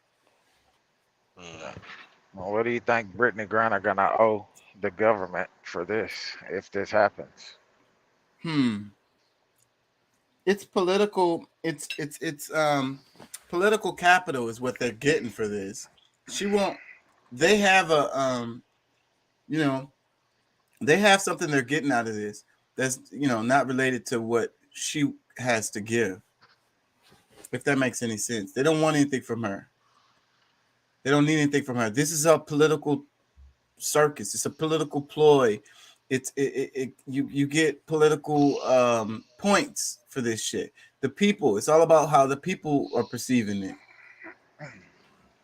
Yeah, we got to get those niggers back on our side. We're losing them. We gotta get them. So let's get Griner back over here. I ain't gonna lie on that. That kind of touches on racism. It really does, because it's related to, like, you know, I read a lot of Stephen King. We lost the Mexicans, and now we're losing the niggers. And even though we've given them stuff, and we're still losing them. Yeah, we want them because that's your let's get Griner back over here. That's your horse. That's your, you know, your star horse. You know. Stephen King, he writes, and it's a bit of, I've read a lot of his stuff, and he's got some little bit of racism in there, and it's really sneaked in, and it's like, if you pay attention, you can see it, but it's like, it's the trope of the Black person who's special, and they're like close to God or whatever, like they, you know, they're special. There's something special about them. So like, they're not like the other Black people. This one is a special one. You know what I'm saying? That's that racism. And the same thing with Brittany. I don't want to say Griner. You know, she plays basketball really well. You know, hey, she's one of our, you know, you know, thoroughbreds. You know, y'all can't have that. It's really racism. It really is. It's like, but it's sneaky and undercurrent under there. That's my Mandingo right there. That's my nigga. You can't have my nigga. what they saying, Django? My nigga bitch. Yeah, my nigga. What they say? That they say wench or some shit. What they would say? Anyways, and Django, he was like, not in front of my niggas, he not. What he say? I don't remember for Django, but Who is that nigga on that nag? Who is that nigga on that nag? For real. Yeah, let me play some more here. We put a substantial proposal on the table weeks ago to facilitate the release. Our governments have communicated repeatedly and directly on that proposal. And I'll use the conversation to follow up personally. North Korean leader Kim Jong-un said Thursday his nation is ready to respond with nuclear weapons if provoked by the United States or its allies. Kim's remarks came during a massive ceremony in Pyongyang marking the anniversary of the 1953 armistice that ended hostilities in the Korean War. Our armed forces are thoroughly prepared to respond to any crisis, and our state's nuclear war deterrence is also fully ready to mobilize its absolute strength faithfully, accurately, and promptly to its mission. Kim also blasted South Korea's new president, Yoon Suk-yeol, saying he was pushing the Korean peninsula to the brink of war. His comments came as U.S. and South Korean officials said the North is preparing to carry out its first nuclear weapons test since 2017. A lot of that has to do with the West, and especially the United States. And if the United States wasn't all stirring up that whole thing, I think that North Korea and South Korea would be united, or at least they would be like states. And they would be traveling back and forth and be cool with each other. It's the same people. It's the same people. The ones in the North don't have all the access. The ones in the South are like Americans, you know, and then it's the whole thing about the communism thing versus democracy bullshit. President Biden says he's recovered from COVID-19 and will resume his normal schedule. Biden spoke from the Rose Garden Wednesday, where he encouraged people to get vaccinated and boosted and to wear masks in public indoor settings. Here's the bottom line. When my predecessor got COVID, he had to get helicoptered to Walter Reed Medical Center. He was severely ill. Thankfully, he recovered. When I got COVID, I worked from upstairs of the White House, and the office is upstairs. And for that 5-day period. The difference is vaccinations, of course. Bullshit. Nearly all U.S. states have seen steady increases in daily COVID-19 cases and hospitalizations over the past 2 weeks. Judges in North Dakota and Wyoming Wednesday temporarily blocked the enforcement of trigger bans on abortion, enabling reproductive health providers in those states to resume services after the Supreme Court's decision in June, striking down Roe v. Wade. Meanwhile, the West Virginia House of Delegates has approved a bill to ban nearly all abortions. The bill passed with the support of 3/4 of lawmakers. It now moves to West Virginia's state Senate for consideration. A bill that would enshrine the right to same-sex and interracial marriage into federal law, the Respect for Marriage Act, is nearing a vote in the Senate. The legislation would repeal the 1996 Defense of Marriage Act, or DOMA, and require states to extend full faith and credit to a marriage between any two people, regardless of sex, race, ethnicity, or national origin. House lawmakers approved the measure last week. Among those voting against it was Pennsylvania Republican Congressman Glenn Thompson, whose no vote against same-sex marriage came just days before he attended his gay son's same-sex wedding. See how, like, hypocrisy to the 110th power. Like, can y'all see that? Did y'all hear what she said? Freaking, this guy went to his gay cousin, gay nephew, whatever's.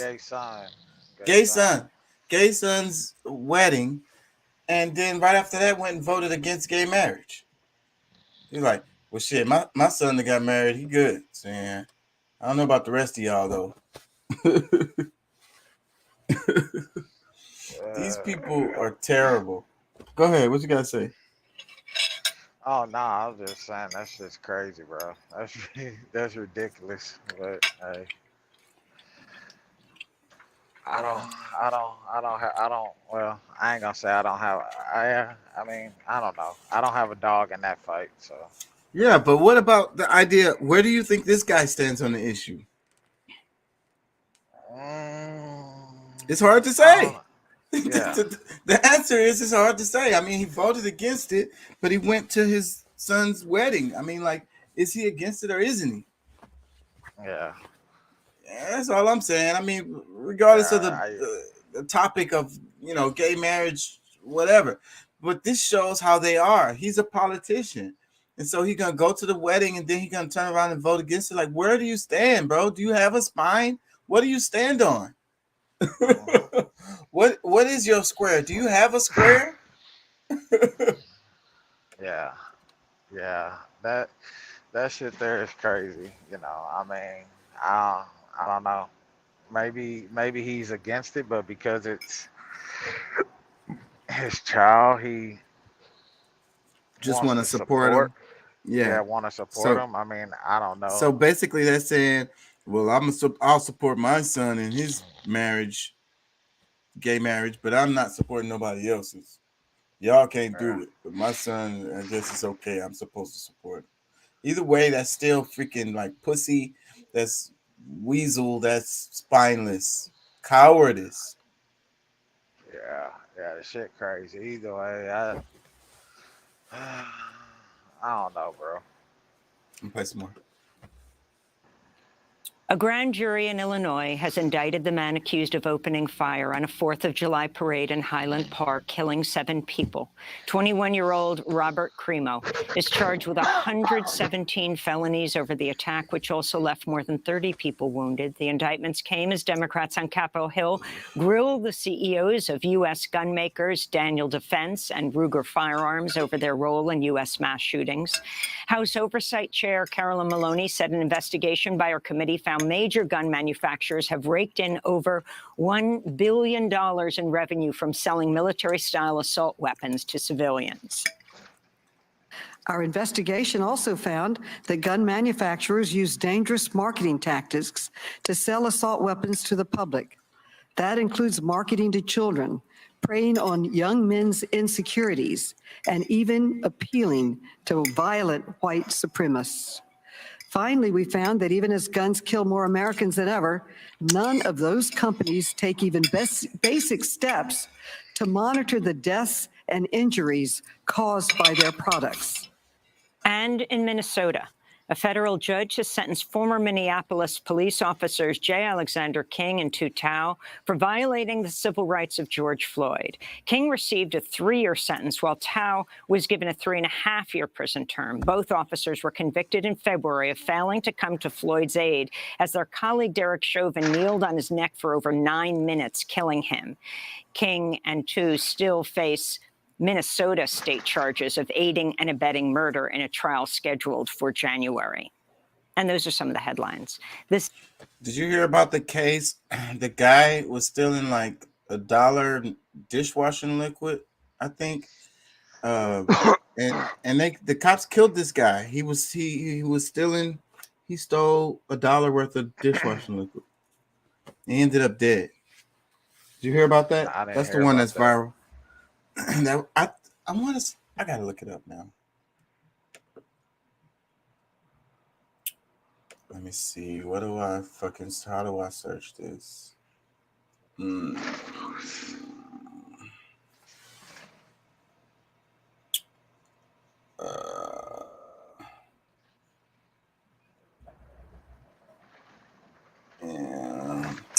it, I don't know how to search this. I want to say $1 detergent. $1 detergent cups. Fuck, I-10 is fucking rough. I think it was in Houston too.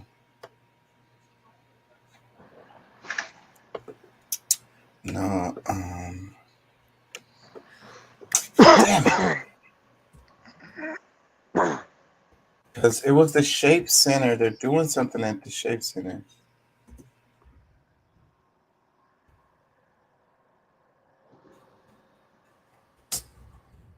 Fuck, I can't think of what the frick is searching for. Where the hell is this? It's gotta be somewhere. I saw this shit. Where did I see it? I didn't really want to cover it, but I mentioned it, so I want to at least tell what the correct story is. Because they're protesting about this. I'm searching Twitter right now. Maybe it'll pop up on here.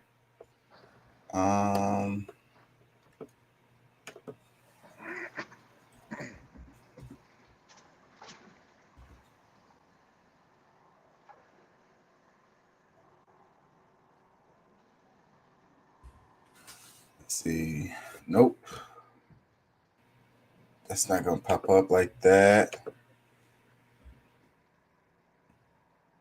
$1.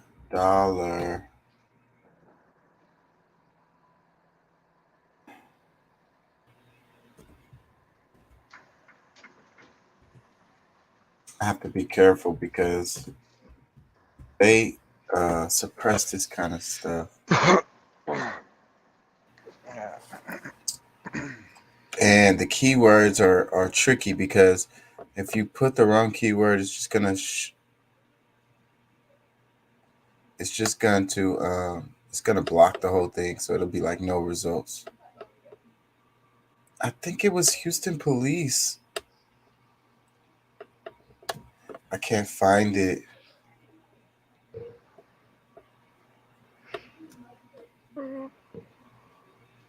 Yeah. That's rude. So where you at? Did you say that already?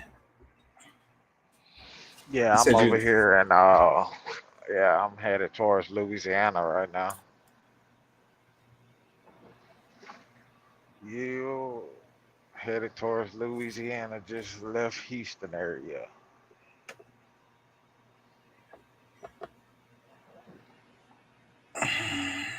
Fuck. I cannot find it. Oh, good. Maybe we can cover it tomorrow, bro. Yeah. I'm not giving up yet. I think I can find it. See, the dude talking about 1 million in jewelry. The Brooklyn preacher, we talked about him earlier. Were you in here when I was talking about that? See, it said this headline says Brooklyn preacher robbed during church sermon, 1 million in jewelry stolen. 1 million, bro? He had $1 million worth of jewelry. Come on.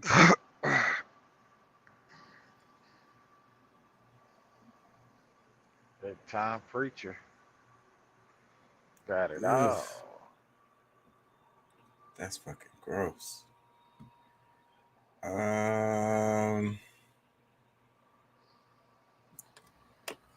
Recent police.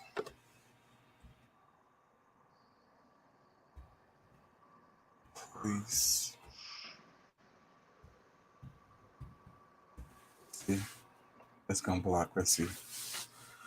4 days ago, Portland police. That's not it.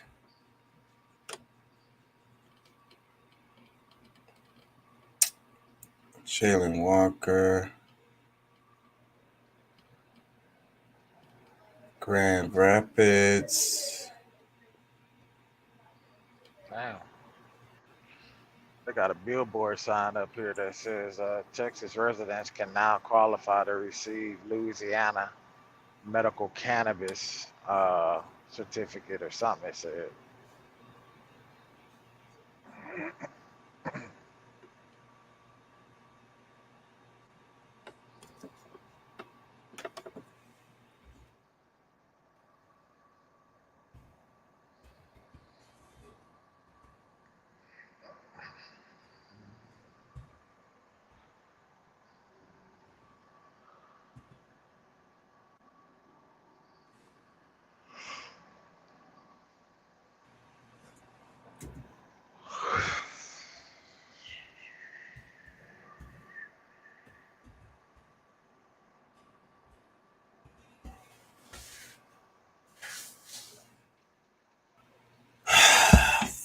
Fuck, it's not popping up. Where did I see it?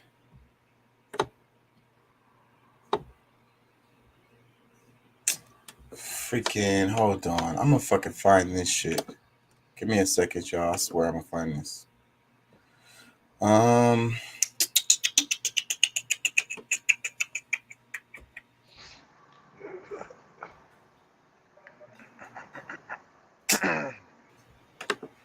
Shape Community Center. You remember the Shape Community Center?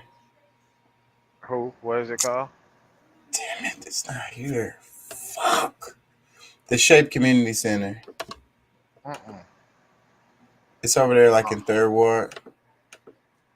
Oh, okay. Yeah, nah, I don't remember that shit. Oh wait, I think this is it. Hold on. No comments. I think this is it right here. Roderick. Damn it, is that gonna be enough information for me to call it? To pull it up? Hold on. Roderick. It did say Harris County. Okay, hold on. Roderick. Let me go back. I hope this works.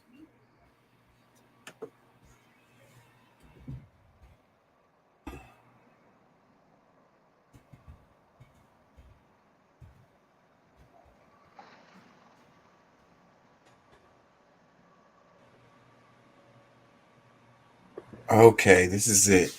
All right, so let me see. It's 2 weeks ago. Because it's back in the news because the body cam footage came out 6 days ago. The dude was shoplifting. I do not want to play the video, but I want to get the story.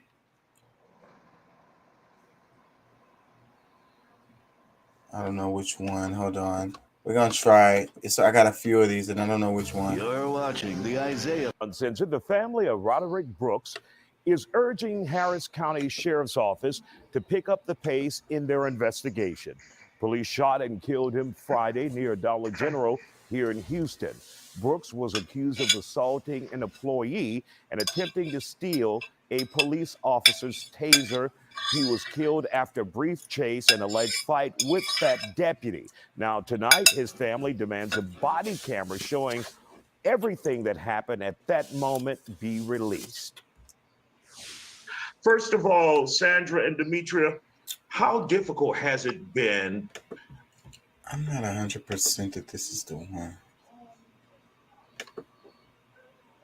Now developing a first look at body camera footage in the shooting death of Roderick Brooks.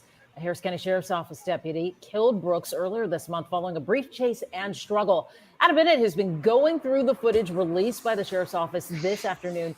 Adam Brooks' family was able to see some of that footage privately beforehand. That's right, Mia. And just a disclaimer for our viewers, this video is really tough to watch. Sheriff's officials say they are not drawing conclusions until their investigation wraps up. But Brooks's family does not believe his killing was justified, and their lawyer says a lawsuit is coming.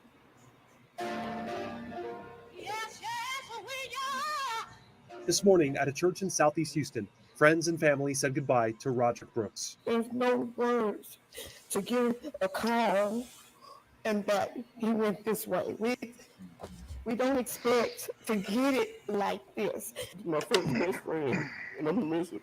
Hours later, the body camera footage discussed during the eulogy Justice for Roderick Brooks was publicly released by the Harris County Sheriff's Office. CN35, he's running. We're not watching that fucking video. So it says, camera video in which sergeant shoots, kills man accusing of shoplifting. So the dude was shoplifting, and I said somebody said it was like $1 worth of shit. Let me see here. Let me read the comments. It says, to everyone talking about the taser is useless after it was fired. That's why the officer felt comfortable to drop it right next to him. The cop was not in any danger and felt like shooting a black man over $1 bottle of dish detergent.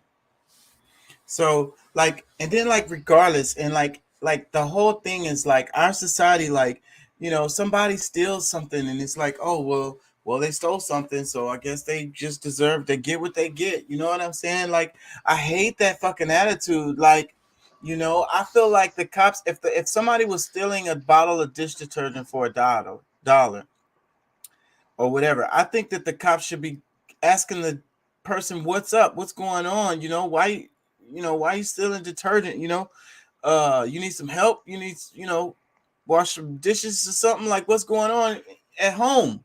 You know what I'm saying? This person is not a criminal. You know what I mean? That's not a criminal. A person that steals some dollar bottle of detergent is not a criminal.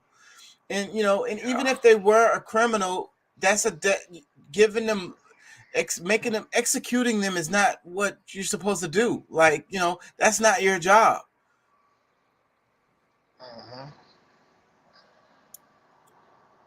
No, that shit crazy, bro. It's not right. Like, excuse me. Let me read some more comments. It says, I'm not a pro cop guy, and I don't think the guy should have ended up dead. From the police and prosecutor's perspective, it was justified homicide, as during the struggle, the guy had possession of the taser. If he was able to tase the officer, he'd gain control of the handgun, potentially use it against the officer. Doesn't matter to the DA if he was reaching just to stop the pain. It's the government versus the citizens. Ugh, the government versus the citizens. Let me read another one. It said he got what was coming. Quit running and trying to fight the police. And this is the attitude that I think a lot of people have. And it's like, okay, just comply, don't fight with the police. Well, okay. I can agree with you there. But should the police kill them? You're justifying them killing the guy. Is he supposed to be dead because he ran and he resisted arrest? Is that worth his life? I don't think, is there a law like against you running? Like if you running from the cops, I don't think there's really. I mean, that's evading arrest, but what is it like? I don't think that gives the cops. If you're running away from the cops, I don't think that gives them the right to shoot and kill you, unless depending on the crime. I mean, I don't know, but yeah, still. Well, in this case, it was a struggle that happened, and they say he grabbed this taser. So, but the taser is a fucking excuse because, like the lady said, the taser was already spent. It was a spent taser. It was useless. So the other goose comment about how it could possibly have turned into a whole nother situation and them taking the gun, and it was that's a long ass list of possibilities, nigga. That's a long ass list of possibilities that could happen that could lead to the threatening of that cop's life. So he had to kill him. Just in case all of these circumstances all fall into line for the possibility of the cop's life to be threatened. Was his life threatened at the moment when he killed the guy? Was the cop's life in danger? Actually. Let me read some more comments. It says, that was a straight up execution, Jesus. Another one, it says, actually his last words were shoot me, tragic anyhow. Another comment, it says, I'm sorry I can't side with the cop on this one. Yeah, Brooks grabbed the taser, but it was dead and still connected to him. He couldn't have done anything with it. But if you can peacefully arrest a man who shot up a grocery store, real justice for him should have been a few bullets to the skull. You could figure out a way to arrest a middle-aged elderly man who you have pinned to the ground. Another comment. Does Dollar General even have detergent for $1? Why was the police worth calling for $1 item? Why did he feel the need to steal and then run about $1 detergent? Why would the officer drop the taser so close to Broderick? Why would Broderick resist arrest and grab the taser? Why would the officer threats to shoot him about $1 detergent? Why would Broderick encourage the officer to shoot him over $1 detergent? Why would the officer actually shoot him when the cam shows Broderick resisting and reaching for the taser? The taser would only hurt Broderick himself at that moment. So many questions, so little answers. Great comment, buddy. Let me read some more. It says, he's reaching for the taser to get it out of the way. Come on. Another one, it says, the tomfoolery. We do not know how tasers work. How could the suspect use the taser on the cop? He literally had the prong still in him. Just another case of an overzealous, out-of-shape cop who stumbled his way into losing the upper hand. He got tired, his weak gene kicked in, and he probably did fear for his life. So he murdered the man. That's the most freaking... It harsh as it is, that's the most fucking logical thing that happened right there.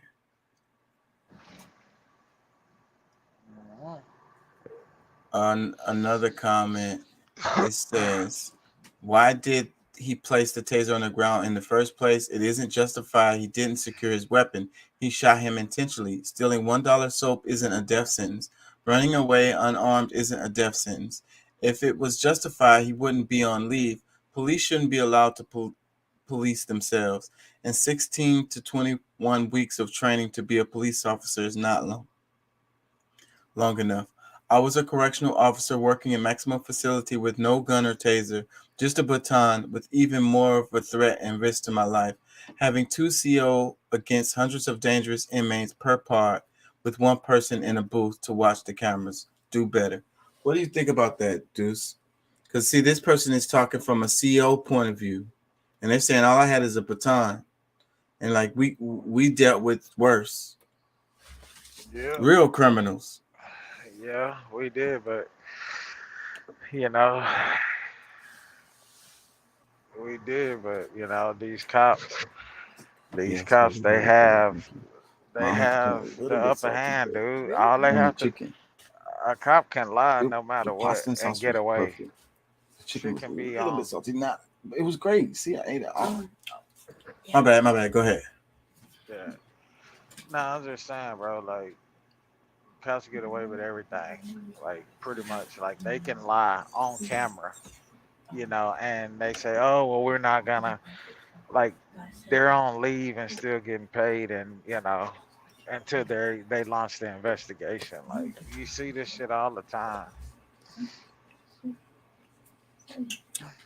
Let me read. Out here, they don't know how to handle shit, bro. Like, honestly. And like that a lot of them out here are racist too. They racist. A lot of them are. I'm sorry, I can't explain. I'm kind of tired. I ain't gonna lie. Yeah, I'm about to wrap it. How much more driving you got to do? Shit, probably about 40 minutes left. Oh, you about to see? See, I got you through tonight because I'm about to wrap it. Let me read a couple more comments. It says, it's a pretty complicated situation. I'm not sure how this will go. I'm curious to know if the officer actually meant to fire his weapon or if it discharged because of the struggle. I think that the officer could be in some trouble here. Another comment, it says, lady, his last words were shoot me. Another comment, it says, he is in God's hands, but there wasn't a lot of people at his funeral set. So these people who are saying that he said shoot me, so then that justifies the cop shooting him? You know what I'm saying? So what if somebody walks down the street and just says shoot me? So if somebody shoots them, are they going to get in trouble for that? Hell yeah. If somebody tell you to shoot them and you shoot them and they die, then you going to jail for murder. Like, so these people are justifying it though by saying that he said shoot me. Like, get all the way the fuck out of here. Let me read some more. It says he grabbed the taser to move it out of the way. Are you serious? Another one. It says the robber took the taser. His last words were shoot me. It turned into a robbery when he hit the unarmed black female store employee. What? So it's a robbery. Where is his weapon? And then there goes another person saying the last words were shoot me. So it's like, okay, that justifies it. And what also justifies it, he hit the unarmed black female store employees. So he was armed with the taser when he hit that lady? Where's your freaking logic, bro? Let me read some more. It says, when you grab a cop's taser, you know you are asking for a death sentence. Ioya did just that too. Now the cop dropped his taser where the thug could see and grab it, so he should get better training, but his kill is justified. Man, your use of the English language is not justified. You need to learn how to freaking write sentences. Let me read some more. It says, it was a case of him receiving the taser, so he won't be tased why didn't he just throw it away? You got to call BS when you see it. Does not help us. Can I understand your writing, bro? If it was a case of him recovering the taser so he won't be tased, why didn't he throw it away? What? You got to call BS. Here goes another fucking idiot. If it was a case of him recovering the taser so he won't be tased, why didn't he just throw it away? So your dumb ass didn't know that the damn thing. Moving on.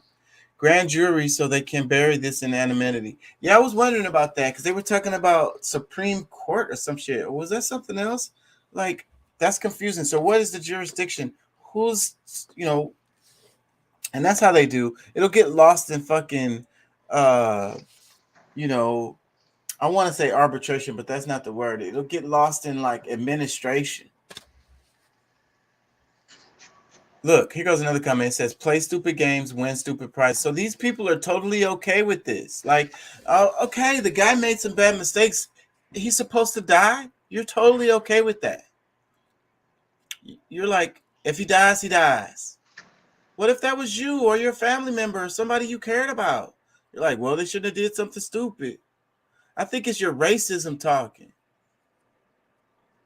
Let me read some more. It says, if you ever reach for a taser, that's a no-no, and you will get shot. Watch any other body cam. But his last words wasn't, why did you tase me? He actually said, shoot me. Never touch an officer's duty equipment. Lesson learned to me justified.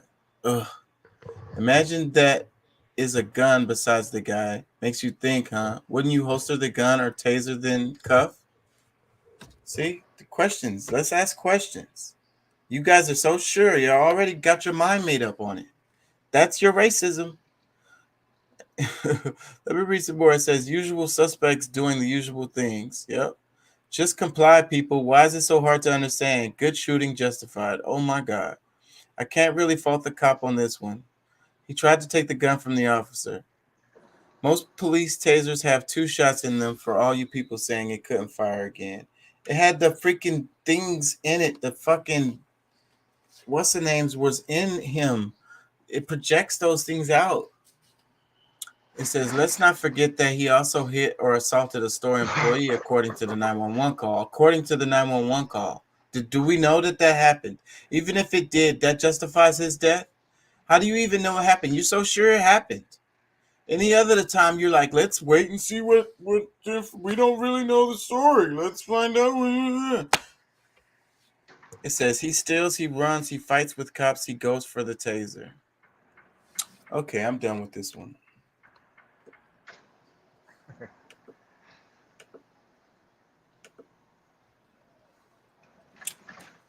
Yeah, man. So, yeah, man, you enjoyed your vacation, huh? Fucking. Yeah. You said Ivory Coast. That's in Africa? No, hell no. I didn't go to Africa, nigga. Yeah, I thought y'all I niggas ain't went got to that Africa. kind of bread, nigga. Shit. Nah, we went to Destin, Florida. No, we were right there on Emerald. It's called right there where we were at. They call it Emerald Coast something. Yeah, when you said clear water, I automatically was thinking not the United States. Yeah. I'm so there's used a to lot our of dirty water down here in the Gulf Coast. yeah, that's because you got to get out of there. But like if you go, bro, like you can go to you can go to Rockport, Texas. Down around Rockport, Texas, they got that bluish, like greenish bluish color water. That's pretty clear. Down around that area. Yeah. But nah, man, we got I never the been to Gulf. southern. Is it southern Not Florida? It's the southern whole Florida. Gulf. No, it's right there, like west. Like it's just It's like west, basically. Like you come into Florida, go through, Is it? go through Pensacola, and I think it's like you take exit 50 something off of Oh, so it's I-10 and before. take it down. It's before Orlando. Yeah, hell yeah. Hours before Orlando. Okay. Yeah, but nah, it's but yeah, dude, like the people. That's the thing. Like people in Texas, like especially people around Houston, don't realize the Gulf not all of the Gulf looks like that. That's only a certain portion of the Gulf down around here that looks like that. There's parts of the Gulf that's fucking clear blue water. You can see right through the water, like literally. That's just down around us. It's like that. I need to see that because I ain't never seen that. But you gotta also remember, down around us, there's a lot of industry. There's a lot of, like the water. The water is not very deep around us, so you're getting the waves. It's constantly really turning up that mud and dirt. Yeah, it's really just the So topography because you got the drainage of the Mississippi River right there, and then the way the ocean, we have that, what they call it, there's a name for it, where it's a soft slant, like it's really not deep at all. no, You it's can not go deep pretty at all. far out. You can go pretty far out, and it's still not deep because it's a really gradual incline, and that's because all of the sediment coming out of the rivers settle in. And that's the same reason why it's all dirty. But I've been to Cali and I saw their water, but I wanted to, That's Pacific though. Their yeah, water, yeah, their water is beautiful. But I'm telling you, bro, there's parts like you see it in Florida. Not all of Florida is the Atlantic. Florida has a major part of Florida is the Gulf, and the water is beautiful. yeah, And then there's parts where it's dirty. Where yeah. it doesn't look blue. But yeah, no, the Gulf is not all like what you see down around Galveston Island. Like there's beautiful, beautiful parts of the Gulf. I need to see Like that. I it's haven't a seen it. beautiful ocean, bro. So you didn't gave me some destination ideas right now. I'm thinking about it because I love fishing. And then they have those man-made. I know for a fact off the coast of Florida they have these where you could do these tours. It's kind of like scuba diving where they have submerged these ships and shit where it's like, and they become like a reef. You know what I'm saying? And it attracts fish and different species, seafaring You species want to that go live. fishing, bro? Destin is they call Destin the luckiest fishing island. Like yeah, like I got pictures of all this fish that was caught. So Yeah, yeah, that's where. you can go take a Oh my tour, god. like a fishing trip, like an 8-10 hour fishing trip. Oh my god, that sounds like heaven, bro. That Yeah. sounds like heaven. I haven't even been. I never really been deep sea fishing. My mom and them used to go whatever out in the Gulf, but and I've been on a boat and went fishing with them before, but when they take you on the boat and they take you all the way out and you fish and you come back with your catch. Yeah. Yeah, I never Yeah. did that. So yeah, I want to Yeah. do that, and I'd love to go over there off of Florida and do some fishing out there, man. OMG.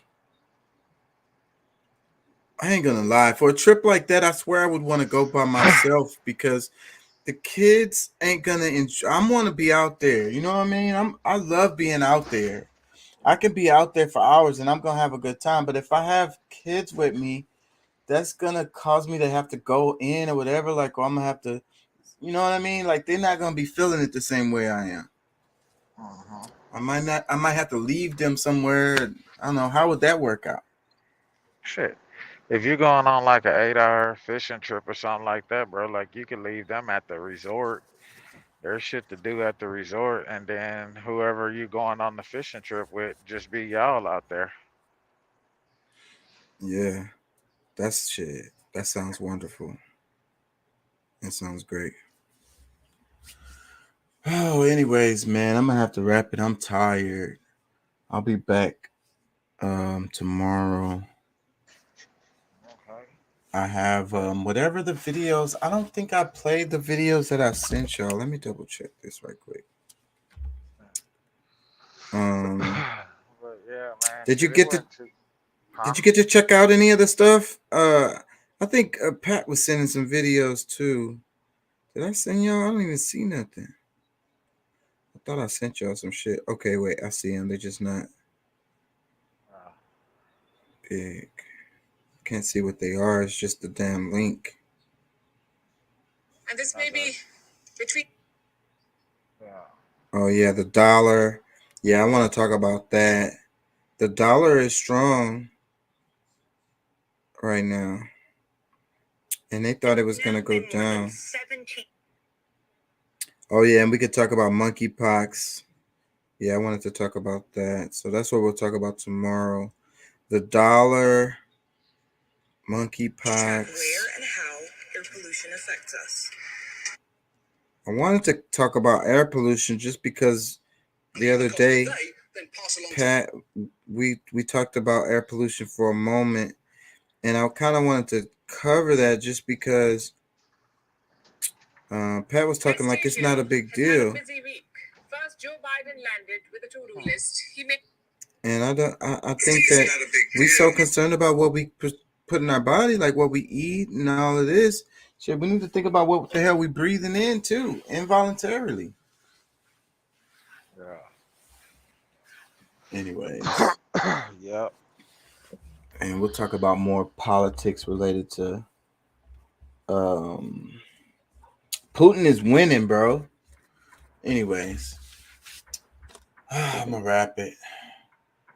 All right. You almost done, huh?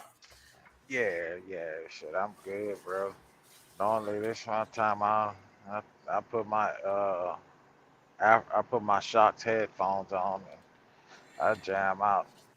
All right, man. I'm gonna let you jam out then, bro. Peace and love, y'all. Thank y'all for joining. Thank y'all for listening. Like, share, and subscribe. Join the damn show and talk to us. Peace and love, bro. We'll be back tomorrow. All right. Holla, holla.